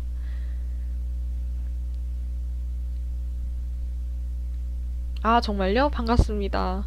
근데 오히려 제 코멘트가 여러분들의 감상을 방해할까봐 저는 그게 좀 더 걱정이 돼요. 그러니까, 이번에는 왠지 특히 더 그런 기분이 들어요.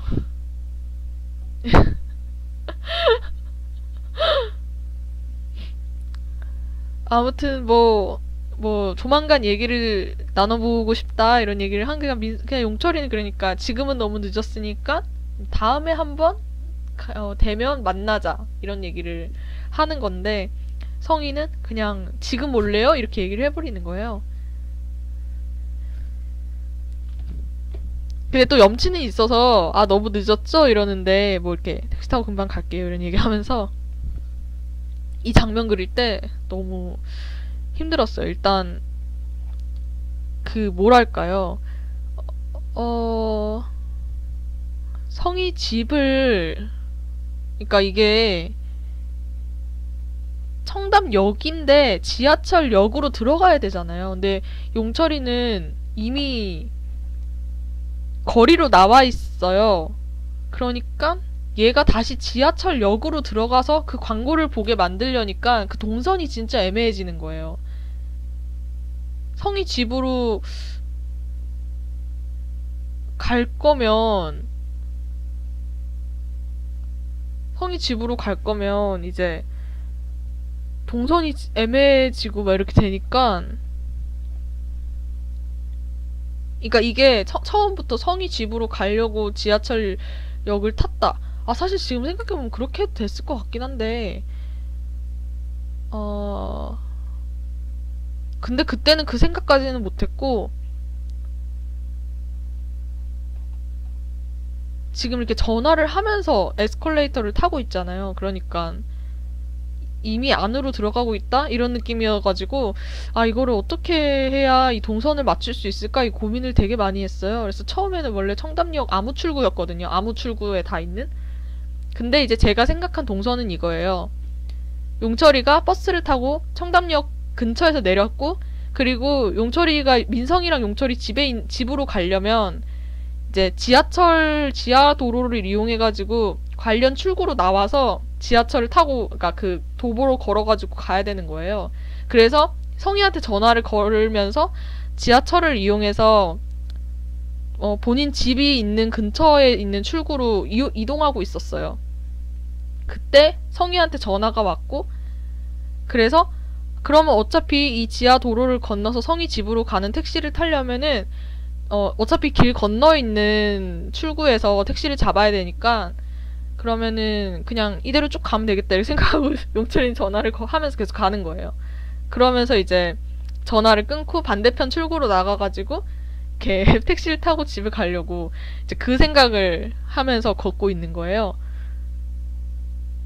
이제 거기까지 짰죠. 그렇게 하고 나니까 나름 개연성이 있어 이렇게 돼가지고 네, 그랬는데 이제 문제는 제가 처음에 또 여기는 청담이 아니었고 다른 장소였거든요. 처음 그린 게 아마 노년이었나? 그랬던 것 같아요. 왜냐면 로니엔터가 노년역 근처에 있다 이런 설정이 있어가지고 제가 처음에 로니엔터 근처에서 연락을 받게끔 했었어요. 그래서 노년역에 원래 민성이 광고가 진짜 크게 걸려있고 옆에 용철이 광고가 있다 이렇게 하려고 했었거든요.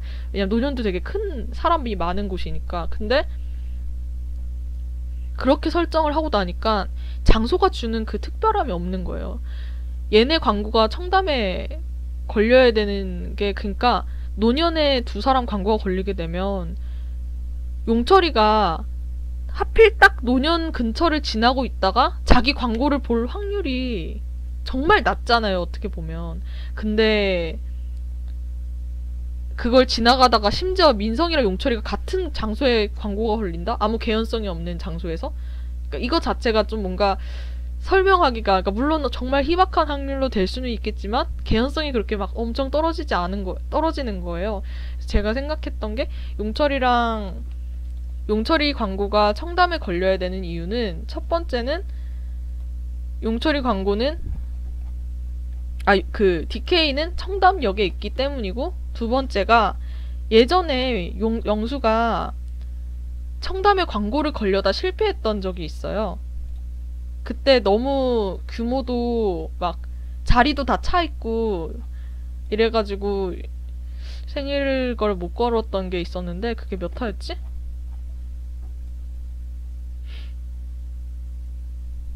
여기 있구나.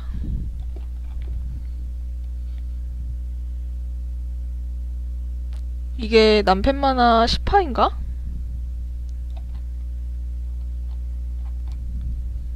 11화네요. 11화, 남편만화 11화를 보시면은 청담역에 역산의 광고로 걸고 싶다 이런 얘기를 하는데 이제 꾸물거리다가 시기를 다 놓치고 돈도 없고 막 이렇게 되니까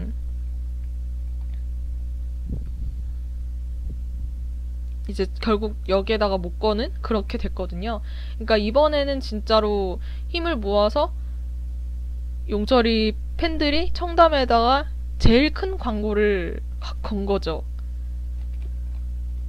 그렇기 때문에 그게 필요했어요. 그리고 DK도 청담에 있고 마침 민성이 광고가 거기 옆에 걸릴 확률도 굉장히 높은 거예요. 그래서 이제 민성이랑 용철이가 같은 장소에 걸릴 수 있으면서 같은 자리에 놓일 수 있으면서 영수가 왜 하필이면 용철이 광고를 거기 걸어야 되는지에 대한 개연성이 청담이 가장 좋았던 거죠.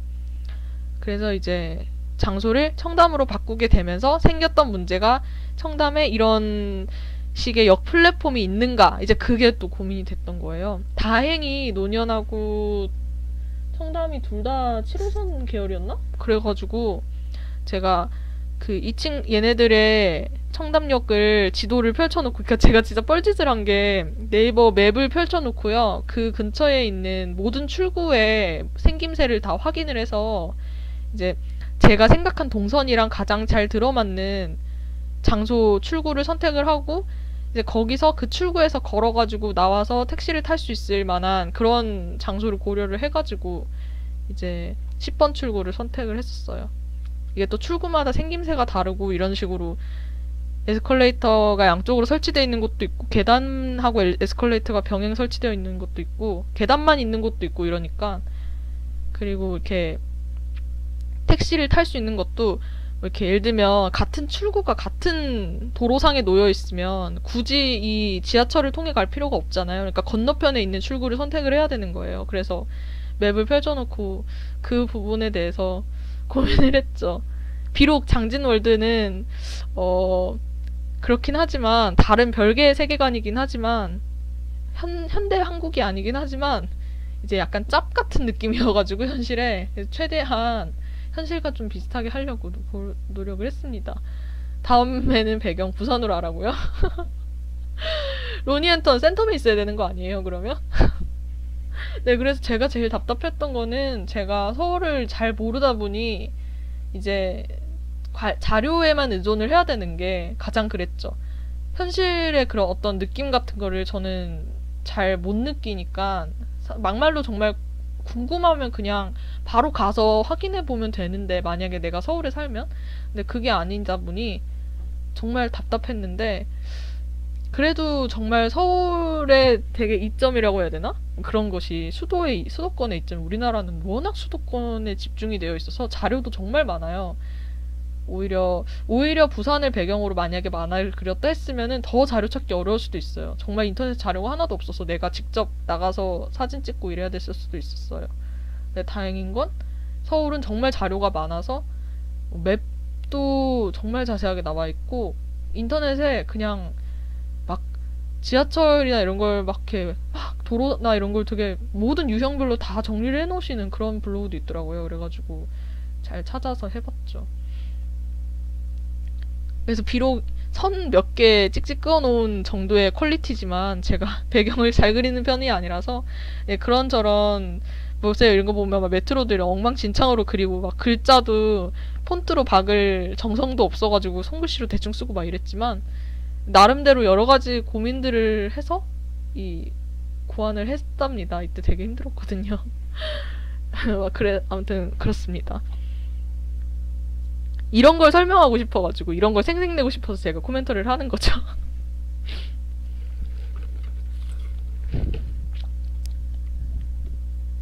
막 여기 막 7호선에 이거 장암 뒤에 뭐 있나 이거 보려고 이게 사진 자료를 찾아보는데 아무리 봐도 강남구청은 보여요. 근데 위에가 뭔지 모르겠는 거예요.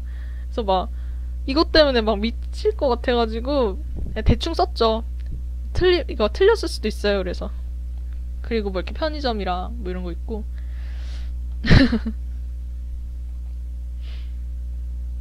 그리고 이제 지하철 안으로 들어갔더니 정말 많은 광고들이 있는 거예요. 이 친구들의 푸스타 친구들의 이 친구는 한결이잖아요. 데뷔한 친구고 비슷한데 지금은 이름이 한결이어서 한결같은 너라는 그런 문구로 쓰고 있고 희망이 같은 경우에는 단 하나의 희망 이거를 쓰고 있잖아요. 그리고 이 친구 같은 경우에는 그때 어디였지? 몬도에서 보컬이었던가? 아무튼 보컬 포지션의 친구였고 제가 사실 이 장성현이라는 애를 데뷔조로 넣을까를 고민을 했었는데 여러 가지 고려를 하다가 순위권에서 빠진 친구라서 저는 약간 저도 모르게 살짝 정이 들어 있어요. 비록 얼굴 없는 친구긴 한데 제가 한때 이 친구를 데뷔에 넣을까 말까를 고민을 했었어서 그래가지고 그냥 약간 아쉬운 마음을 담아서 대신 광고판으로 넣었습니다. 그리고 막 이런 걸 보면서 마치 남의 일인 것처럼 되게 와 이러고 있는데 그때 이제 민성이 광고판을 보잖아요. 이런 엄청 큰 광고판? 그리고 막 사진 찍어서 보내줘야지 이러면서 막 사진을 찍고 있는데 근데 이제 약간 이 뒤에 뭔가 옆에가 있는 거예요. 사실 근데 저는 이 장면을 구성할 때 진짜로 너무 오래 생각한 장면이라서 그런가? 제가 이 장면을 정말 옛날부터 생각을 했었어요. 푸스타 초반에 기획을 했을 때부터 뒤에 용철이가 본인 광고판을 보고 다시 아이돌을 결심하게 된다. 이 초안을 짰고요. 그래서 이 장면을 정말 오래 구상해서 그런가 오히려 전 상상보다 더 그러니까 제 상상보다 더 극적으로 나오지 않아서 그게 좀 아쉽거든요. 그래요. 그래서 저는 오히려 너무 머리를 굴려서 그런지, 그냥 막 열심히 하려고 노력했구나 이런 느낌이었는데, 근데 그래도 많은 분들이 제가 그때 처음 이 장면을 생각하고, 와, 이렇게 생각했던 그때 그 감정을 여러분이 느껴주셔서 정말 고마운 것 같아요.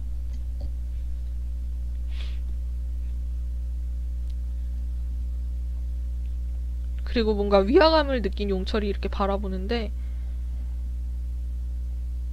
이제 자기의 광고가 있잖아요.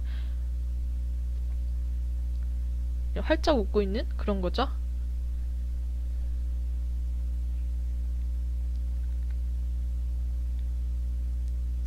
이제 이런 얼굴, 글자, 그리고 당신들.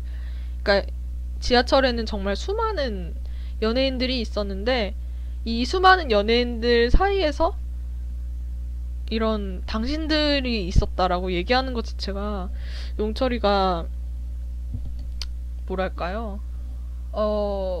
광고라는 거는 어떤 아이돌을 알리기 위해서 그 아이돌이 주인공이 되는 건데, 근데도 참 광고의 아이러니한 점은 사실상 그 광고를 이용하고 막 즐겨보는 사람들은 같은 팬들이란 말이에요. 보통 아이돌 광고를 걸면 알린다라는 느낌보다는 이 아이돌을 아는 사람들이 그 광고판을 보면서 기념하는 용도로도 엄청 많이 쓰이잖아요.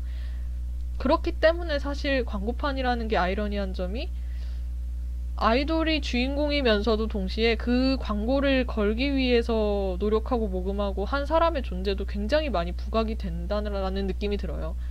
그래서 용철이가 이런 말을 하는 것 같아요. 그리고 당신들이 있었다라고 얘기하는 것 자체가, 내 얼굴이 거기 걸려있긴 하지만 그 얼굴을 걸기까지의 수많은 사람들이 자기를 위해서, 자기를 여기 걸기 위해서 노력했기 때문에, 그렇기 때문에 이 광고판에 있는 사람은 내가 아니라 당신들이다, 이런 얘기가 좀 강한 것 같아요. 그런 뉘앙스로 이 대사가 나왔던 것 같아요. 저는 그래서 좀 한마의 영수 때도 그렇고 광고판을 이용한 메시지를 많이 보내는 편인데, 제가 개인적으로, 그러니까 저는 사실 그리면서 너무 중복된 메타포가 아닌가 이런 생각을 했어요. 한마의 영수 때 한번 써먹은 거라. 네. 근데 이제 두 광고판이 주는 뉘앙스와 비중이 다르기 때문에 할 수 있었던 연출이긴 한데요. 제가 좀 이런 아이돌 광고판이라는 문화에 대해서 좀 신기하게 생각하는 뭐 그런 부분도 있는 것 같아요.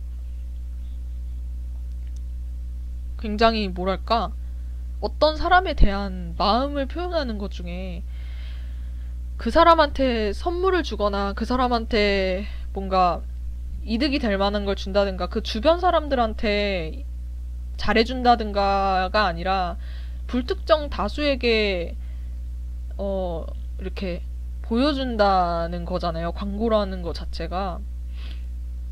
그러니까 좀 저는 그런 것들이, 그런 행위들? 그런 활동들? 같은 것들이 좀 활동하는 당사자에게도 굉장히 힘이 된다는 그런 메시지를 주고 싶었던 게 아닐까요? 제가 말해놓고 이게 마무리가 안 돼가지고. 저요? 근데 이게 사실 아이돌 얘기라고 하기에는 좀 그런 것 같아요. 저는 또 제가 만화가잖아요. 그러다 보니 제가 비록 연예인은 아니지만 그래도 만화를 그리는 사람이다 보니 뭐 어느 정도는 그래요. 이거를 내가 창작이나 어떤 활동 계속하게 해주는 그런 원동력이라는 거에 대해서 되게 생각을 많이 하는 것 같아요. 그런 것들도 일부 묻어는 나겠죠, 만화에 아무래도.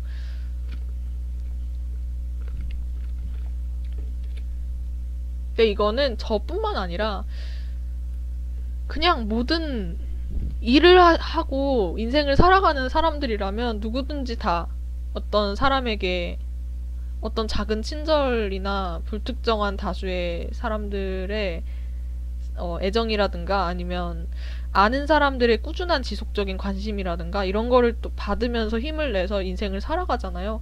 그런 거에 대한 이야기들을 좀 하고 싶었습니다. 근데 저는 근데 저 이거 설레발 치는 거긴 한데요.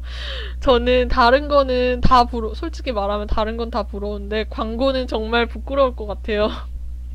만약에 이게 지하철에 광고판이 걸린다. 이러면 진짜, 아니, 지하철이 아니라 뭔가 어딘가에 광고판이 걸린다. 이러면 정말 부끄러울 것 같아가지고. 네, 아무튼 간에, 뭐랄까. 네, 만화 읽으시는 분들이 그랬으면 좋겠어요. 용철이를 응원하시면서도 용철이가 어떤 식으로 힘을 얻는가를 바라보면서 본인들의 삶에 힘이 좀 되셨으면 좋겠어요. 우리는 생각보다 정말 많은 사람을 통해서 살아가고 또 많은, 뭐랄까, 네, 그렇게 이어갈 수 있으니까. 제가 또 말이 정리가 안 되네요, 이게 참. 아, 뭔가 이렇게 실시간으로 명대사를 내뱉고 싶은데 실패하는 장면입니다. 네, 그렇습니다. 그래서 좀 같이 힘을 받으실 수 있었으면 좋겠습니다.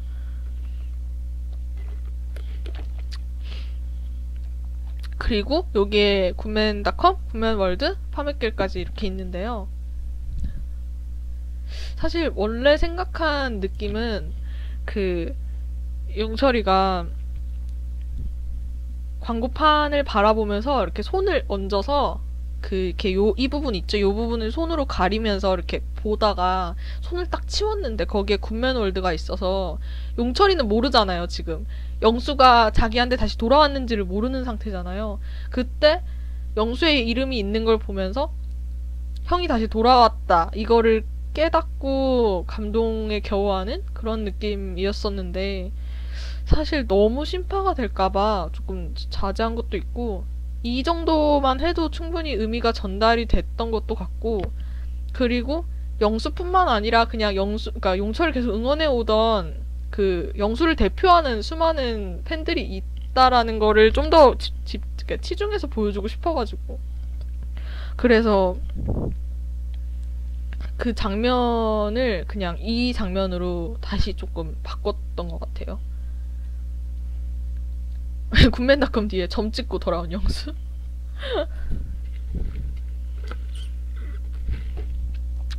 그리고 이제 하루님이랑 영수의 카톡이 좀 나오고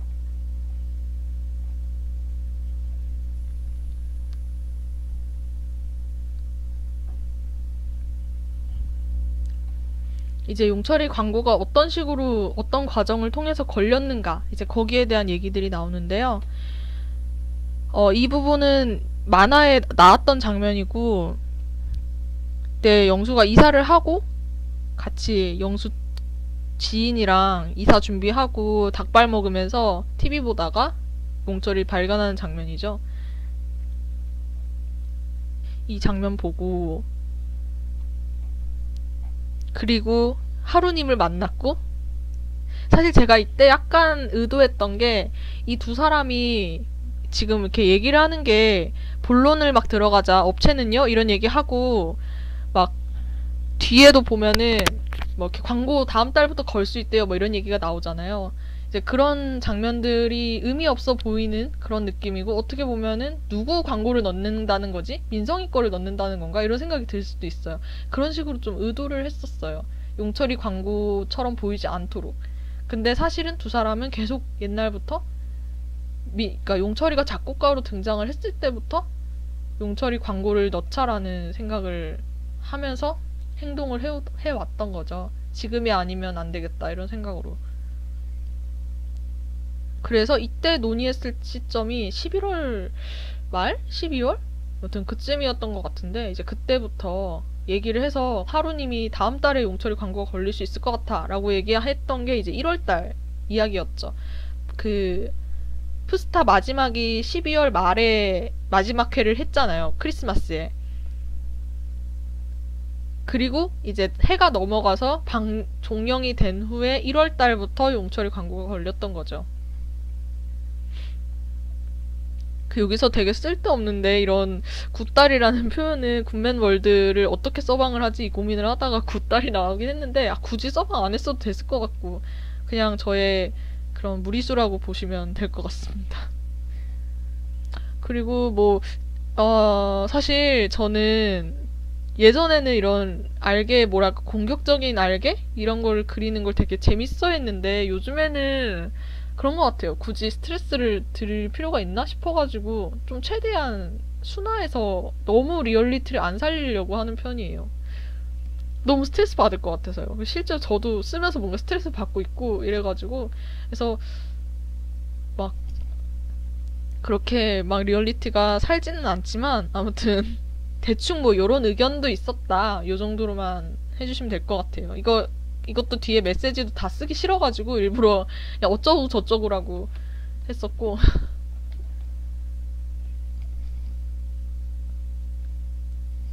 그러니까 이게 좀 그거 한 게 남편 만화 초반에는 여러분들이 파라맥스를 잘 모르고 그러니까 그냥 저도 파라맥스 막 까는 그런 친구들을 마음대로 등장시키고 이랬는데 지금은 모든 캐릭터들이 다 나름의 사연이 생겼고 다 나름의 동기가 생기고 그랬잖아요. 그리고 제가 그 친구들을 비호감 맥락으로 그리고 있지도 않고 이래서 그러다 보니까 만화에서 욕먹는 장면들이 나오면 너무 캐릭터를 좋아하시는 분들이 읽으시면서 상처를 받으실 것 같은 거예요.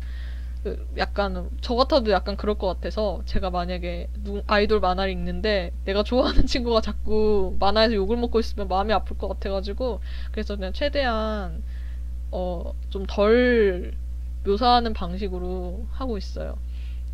어차피 마지막이니까 조금 거의 이제 완결까지 다 갔으니까 그렇잖아요. 굳이 스트레스 발언을 볼 필요는 없으니까 만화에서. 이 경우에는 이제 좀 필요한 장면이라 넣기는 했어요. 그리고 이런 이런 이상한 뜬금없는 뉘앙스가 잘못된 그런 장면도 있었고 멘탈만 강하면 넘길 수 있었다라고 얘기하면서 되게 막 약간 한마 테라피를 하고 있는 그런 모습이죠.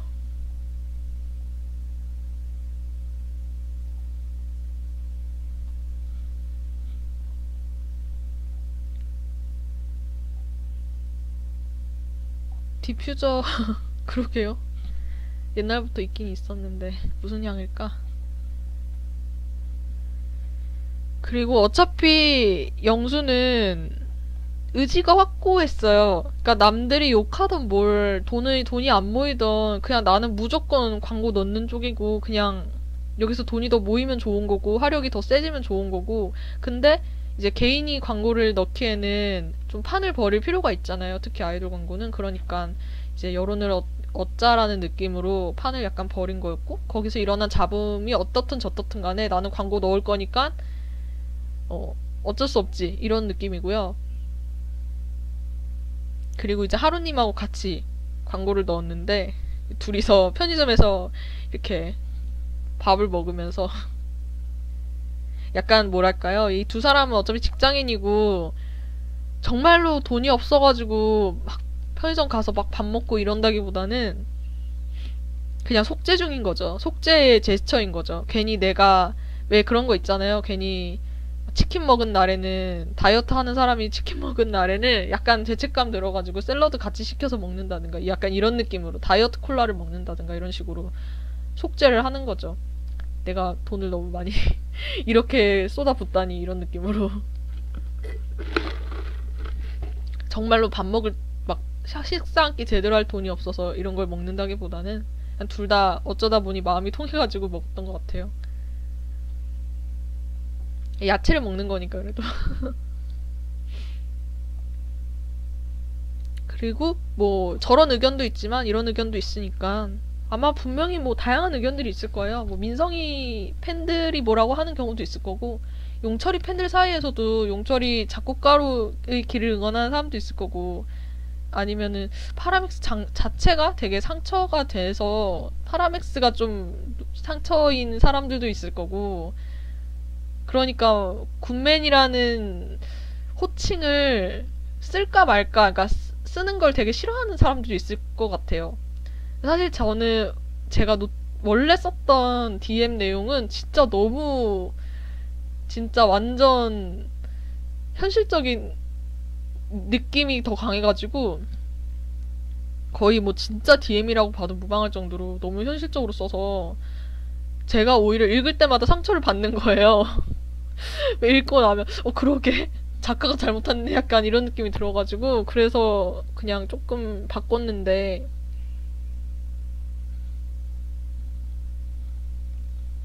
저 근데 되게 상처받는 내용이었어. 저까지 괜히 상처받았었어요. 그래서 그랬는데 뭐 이런 그런 사람들도 있지만 또 이런 마찬가지로 하루님을 믿고 하루님이 이제 터줏대감 같은 느낌이니까 같이 활용 모아주는 팬들도 있겠죠? 여러 팬들이 있으니까.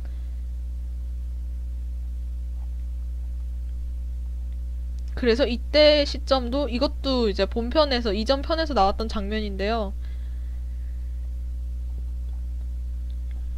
이때 광고가 성사된 거를 보고 준비를 하는 그런 장면이고 그래서 이제 광고판에 넣을 사진을 셀렉을 해야 되잖아요. 그래서 이제 사진을 고르고 있잖아요. 그러면서 뭐 이렇게 나레이션이 나오면서 저는 그렇게 생각해요. 이 대사는 내 군맨을 망치지 마라는 그때 용철이한테 했던 그 말을 영수가 왜 후회하는지 여태 후회하고 있었다라는 그런 뉘앙스에 대한 답변 같은 건데요. 결국 그러니까 그 말은 내 군맨을 망치지 말라는 말은 그러니까 맞는 말이기도 해요. 어떻게 보면 네가 괜히 헛짓을 해서 내가 가지고 있는 네 이미지를 깨지 말라는 말이잖아요. 그러니까 네가 그 말은 맞아 보이기도 한데 결국 그 내 군맨이라는 거 자체가 내가 만든 거니까 그러니까 그런 경우도 있잖아요. 연예인이 잘못을 해도 그거를 묻고 가는 사람들도 있어요. 그러니까 그 잘못이라는 거는 사실 내 연예인을 한 생을 깨는데 그렇게 어떻게 생각하면 그렇게 큰 요소가 아닐 수도 있어요. 근데 이제 그런 것에 내가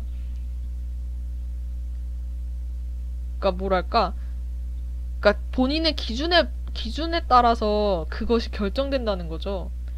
잘못의 경중이라기보다는 그냥 내가 환상을 깨는 요소는 정말 내 기준에 맞춰서 그게 깨지거나 뭉쳐질 수 있다는 것 같다는 느낌? 그러니까 결국은 내 군맨이라고 하는 거는 뭐랄까 내가 만든 거고 그거를 만드는 것도 좀 무너뜨리는 것도 결국은 나다 이런 얘기인 것 같아요. 제가 말을 잘 했는지 모르겠는데 네, 그래요. 네. 그러니까 연애가 그나마 좀 낮은 수위라서 제가 말씀드린 그걸 예로 든다면, 어떤 연예인이 연애를 해도 누군가는 그걸 보면서 정말 한 번에 확 정이 떨어지는 일일 수도 있는데, 또 누군가한테는 그게 엄청 치명적인 요소가 아닐 수도 있거든요. 그런 거죠. 그러니까 그러니까 얘가 어떤 행동을 하는 거는 사실 이 친구의 자유 같은 거고, 그걸 보고 내가 판단해서 얘를 계속 좋아할지 말지를 선택하는 건 정확히 나의 기준에 따른 거니까. 네, 그렇습니다. 이해해 주셔서 감사해요. 다들 정말 똑똑하시군요. 제가 말을 잘 못해가지고. 네, 그래서 그런 행동들이 좀 네가 만약에 나한테 그렇게 모질게 말해놓고 이제 와서 다시 돌아오라고 이렇게 말한다고 그게 정말 형은 이기적이야 이렇게 얘기를 해도 나는 할 말은 없다. 근데 이제 나는 너한테 어쨌든 했던 말을 후회한다라는 거죠. 원래 팬이라는 거는 그렇게 일방적인 존재니까. 이거는 예전에 영수의 팔찌를 잃어버린 그 용철이가 왜 아무 말도 없이 떠나요? 이런 얘기를 하잖아요. 거기에 대한 좀 답변이 되는 것 같아요. 결국 팬이라는 건 참 일방적인 존재여서 어쩔 수 없는, 이게 자의로든 타의로든 일방적이어야만 하고 어쩔 수 없이 또 일방적일 수밖에 없기 때문에 온전하게 또 소통이 될 수 없는 뭐 그런 느낌이고, 저는 여기서 조금 고민했던 거는 용철이가 한 잘못은 영수한테 되게 상처인 잘못이었잖아요. 그래서 저는 원래 이 대사를 처음 썼을 때 영수가 용철이한테 미안하다라고 얘기하는, 사과를 하는 대사가 있었거든요. 미안해 이렇게 얘기하는? 근데 참 그래요. 이거를 어쨌든 이 모든 일들이 벌어진 것에 영수의 책임이 있는가? 글쎄요. 저는 그래서 좀 용철이가 영수한테 한 잘못이랑 영수가 용철이한테 이런 뭐랄까 이런 감정들을 털어놓기까지 정말 길게 돌아온 것을 좀 분리하고 싶었거든요. 그래서 근데 이제 사과를 해버리게 되면 뭔가 그 날의 일에 대해서 영수가 모질게 대했던 것까지 사과하게 되는 그런 상황이 될까봐, 그렇게 오해가 될까봐, 혹은 그런 식으로 보여질까봐, 그래서 조금 사과를 하는 대사를 아예 빼버리고 그냥 좀 그렇게 된 것 같아요. 두 사람의 관계는. 이 부분을 정리하기가 조금 힘들었거든요. 근데 좀 여러분한테 설명해드린 용철이가 그동안 3년 동안 겪었던 일들이 있고, 그리고 영수도 영수 나름대로 용철이를 놨다가 다시 좋아하게 되는, 그리고 또 본인의 사랑을 긍정하고 현마랑 다시 이렇게 소통하면서 살게 되는 그 과정들을 통해서 뭔가 영수의 고통과 용철이의 고통을 다 잘 그러니까 열심히 보여드렸다라고 생각을 하고, 여러분들 나름대로 보시면서 받아들이신 부분들이 있을 거니까, 그러니까 두 사람이 막 정확하게 만나서 그때 일에 대해서 얘기하고 뭐 털어놓고 잘잘못을 시인하고 그런 과정이 없다고 하더라도 뭔가 이해할 수 있는 지점 같은 게 있다라고 생각을 해요. 참 그래요. 이게 일이라는 게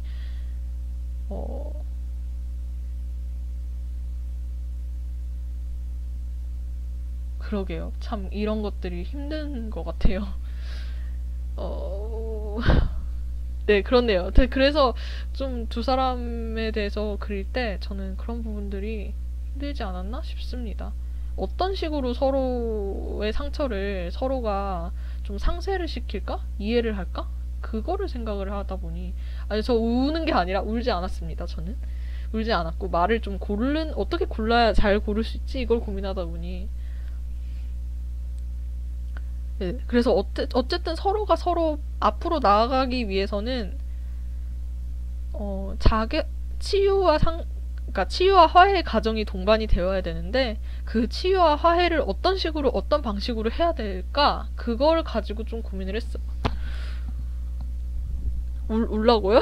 안 울지 마세요는 뭘까? 그래서 저의 방식이 완벽하지 않을 수도 있고 뭐 그렇게 막 만족스럽게 느껴지지 않을 수도 있는데, 제가 생각한 지금의 최선의 방향은 이런 방향이었던 것 같아요.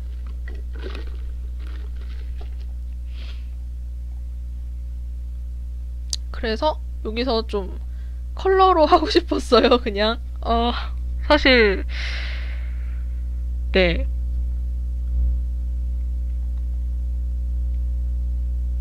왜 컬러를 넣었지? 막 이렇게 엄청나게 컬러로 막 넣어야 될 어떤 만화적 이유가 있었던 건 아닌데, 그냥 직감적으로 여기서 컬러로 나오면 더 좋을 것 같아 이런 생각이 들어가지고, 그니까 이때 용철하고 저때 용철하고 머리색부터가 다르잖아요. 머리색이랑 뭐 장신구라든가 이런 거가 다 다르니까, 그래서 한번 컬러로 확 대비해서 보여드리고 싶은 그런 생각이 좀 있었던 것 같아요. 그쵸. 그러니까 컬러 그런 느낌, 중심이 되는 그런 느낌, 이게 좀 본능적으로 마치 저는 CJ 사장이 된 것 같은 느낌이었어요. 제가 신과 함께를 연출하는 그런 느낌이 들었어요. 여기서 울겠지? 여기서 감동적이겠지? 아니야. 하지만 여기서 한 발짝 더 가야 돼. 더 감동적이어야 돼. 이러면서 좋아 컬러다 이러면서 이렇게 약간 컬러를 넣은 그런 느낌이 들었어요. 되게 막 열심히 맞아요. 좀 약간 예, 그랬는데 이거 좀 더 뭔가 이렇게 연출자로서의 그 마음 욕심 같은 게 좀 더 들어갔던 것 같은데 너무 세속적인 이유네요. 아무튼 네 컬러는 필요했다. 나름 잘 넣었다 이렇게 생각합니다.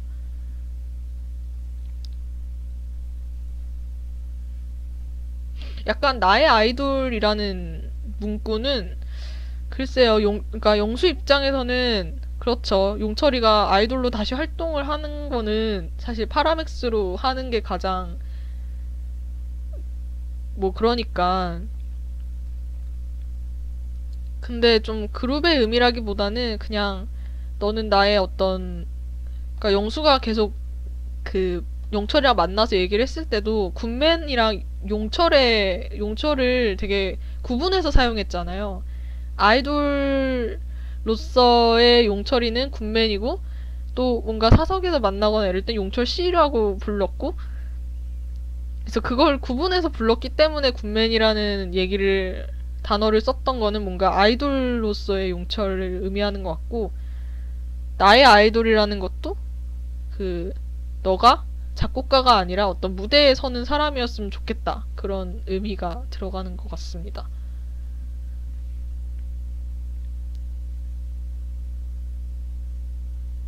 그러니까 너가 이렇게 하지만 너가 나의 그런 아이돌이고 우뚝 서 있는 존재인데 그래도 또 어디에 있든 간에 함께 항상 함께 가겠다 걷겠다라는 그런 느낌도 있을 것 같고 참 그래요. 여러 가지 감정들이 섞여 있는 그런 문구인 것 같아요. 이 문구 자체가.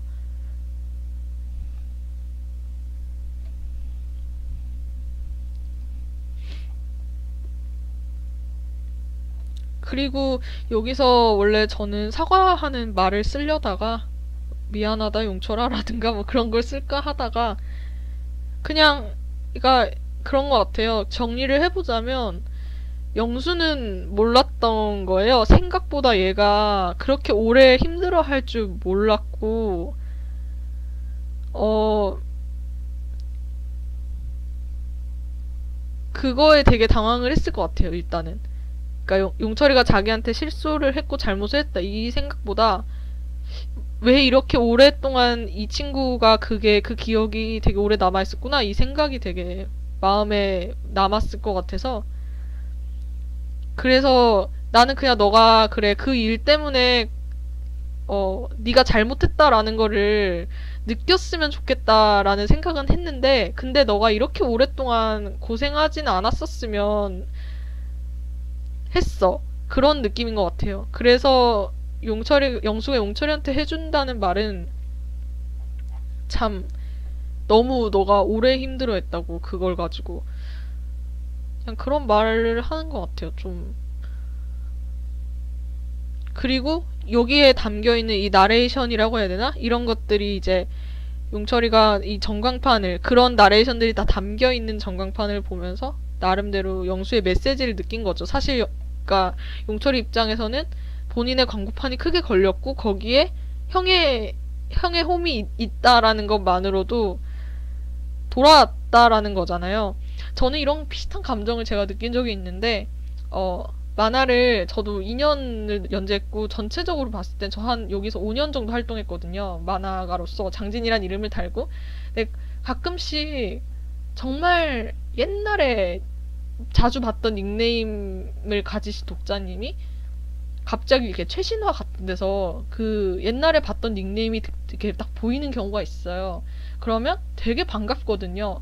아, 이 사람이 아직도 내 만화를 봐주는구나 이런 생각도 들면서 좀 되게 새로운 기분이 드는데 아직까지 나를 잊지 않고 응원해 주시는구나 이런 느낌도 들고 막 그런데 좀 그것만으로도 그러니까 더군다나 이제 개인적인 일이 있었던 만큼 용철이한테는 굉장한 응원의 의미로 다가왔었을 것 같거든요. 그런 느낌으로 넣은 거죠. 닉네임 안 바꾼다고요?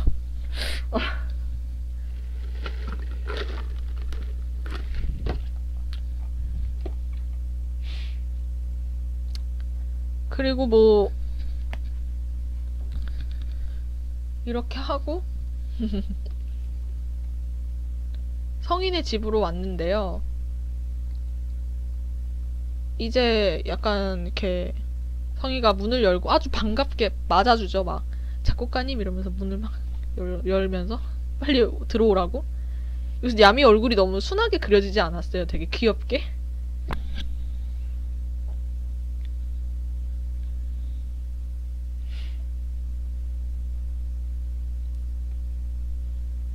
그리고 막 들어오라 그러는데 용철이는 성희가 작곡가 일을 하길 원하니까 자기한테 잘해줬다라고 생각하는 거잖아요.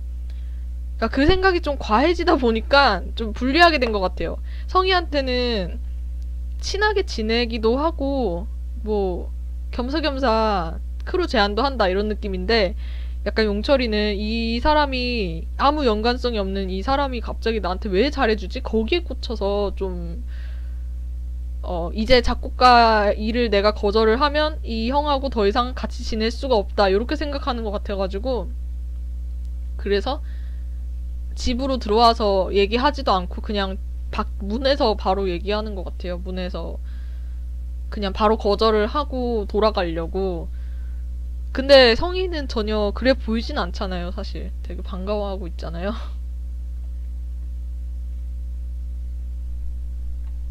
그래서 이제 본인의 진심을 얘기하죠. 광고판을 보고 나서야 그 단념했던 마음이 조금 돌아가면서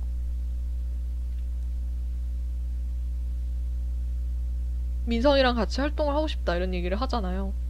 아 맞아, 이거 그릴 때 제가 원래 성이 까만색 옷을 입히고 싶어서 그렸는데 이 야미 털뿜뿜을 안고 있잖아요. 그러니까 윤성이는 왜 이 털덩어리를 안으면서 까만 옷을 입었지? 무슨 용기로? 이런 생각이 들면서 일단은 이렇게 흰 털을 그려 넣었습니다. 막 이렇게 여기 고양이 털이 이렇게 막 묻어 있는 거예요 지금.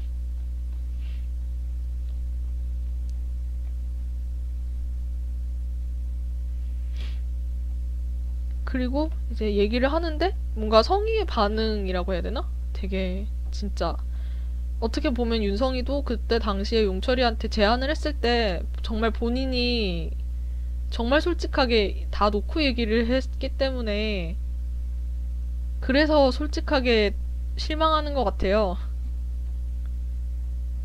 정말 정말 이렇게 시무룩하고 속상하고 정말 그런 것 같아요.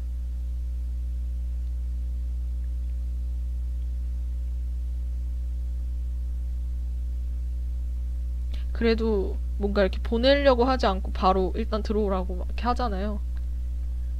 근데 다음화에서 둘이 좀 얘기를 나누면서 이런저런 얘기들이 있겠죠. 사실 성희는 작곡가를 꼬시려는 것 치고는 지나치게 다정한 편이고, 용철이는 또 그냥 동료 선배고 어떻게 보면은 그냥 친해질 수 있는 관계인 건데도 좀 지나치게 벽을 치는 면이 있잖아요. 그러니까 둘이 좀 터놓고 얘기하다 보면은 마음이 좀 나오지 않을까요? 그런 생각이 듭니다. 아무튼 이번 화는 여기까지 하면 될 것 같고 분량이 이렇게 길지는 않은데 그래도 뭐 나름대로 이번 화에 좀 빠른 시간 내에 적당한 분량을 그릴 수 있었던 것 같습니다. 그리고 유료 공개로 한번 선공개를 하고 난 뒤에 계속 만화를 저도 읽으면서 이렇게 뒤에 덧붙이고 하다 보니까 이제 최종 공개를 하는 날짜에 맞춰서 연출을 좀 더 부드럽게 다듬을 수 있다는 점이 되게 좋았었던 것 같아요, 이번에. 네, 코멘터리 이번에 올릴 것 같고요. 그리고 저의 뭐 의도나 감상들은 그렇지만 여러분들이 느끼시는 것도 저는 정답이라고 생각을 해요. 부정적이든 긍정적이든. 그러니까 그냥 너무 저의 의견을 너무 개의치 말아주시고 그냥 여러분이 느끼신 것이 또 정답이기 때문에 그렇게 받아들여 주시면 감사하겠습니다.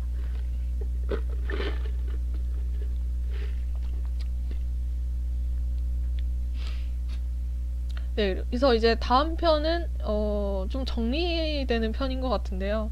이제 용철이가 그룹 활동을 결심하고 난 뒤에 어떤 식으로 전개를 해 나가야 하는지, 그리고 성이랑 용철이 얘기도 좀 나올 것 같고요. 그리고 이제 한마랑 영수의 얘기도 나오지 않을까 싶습니다.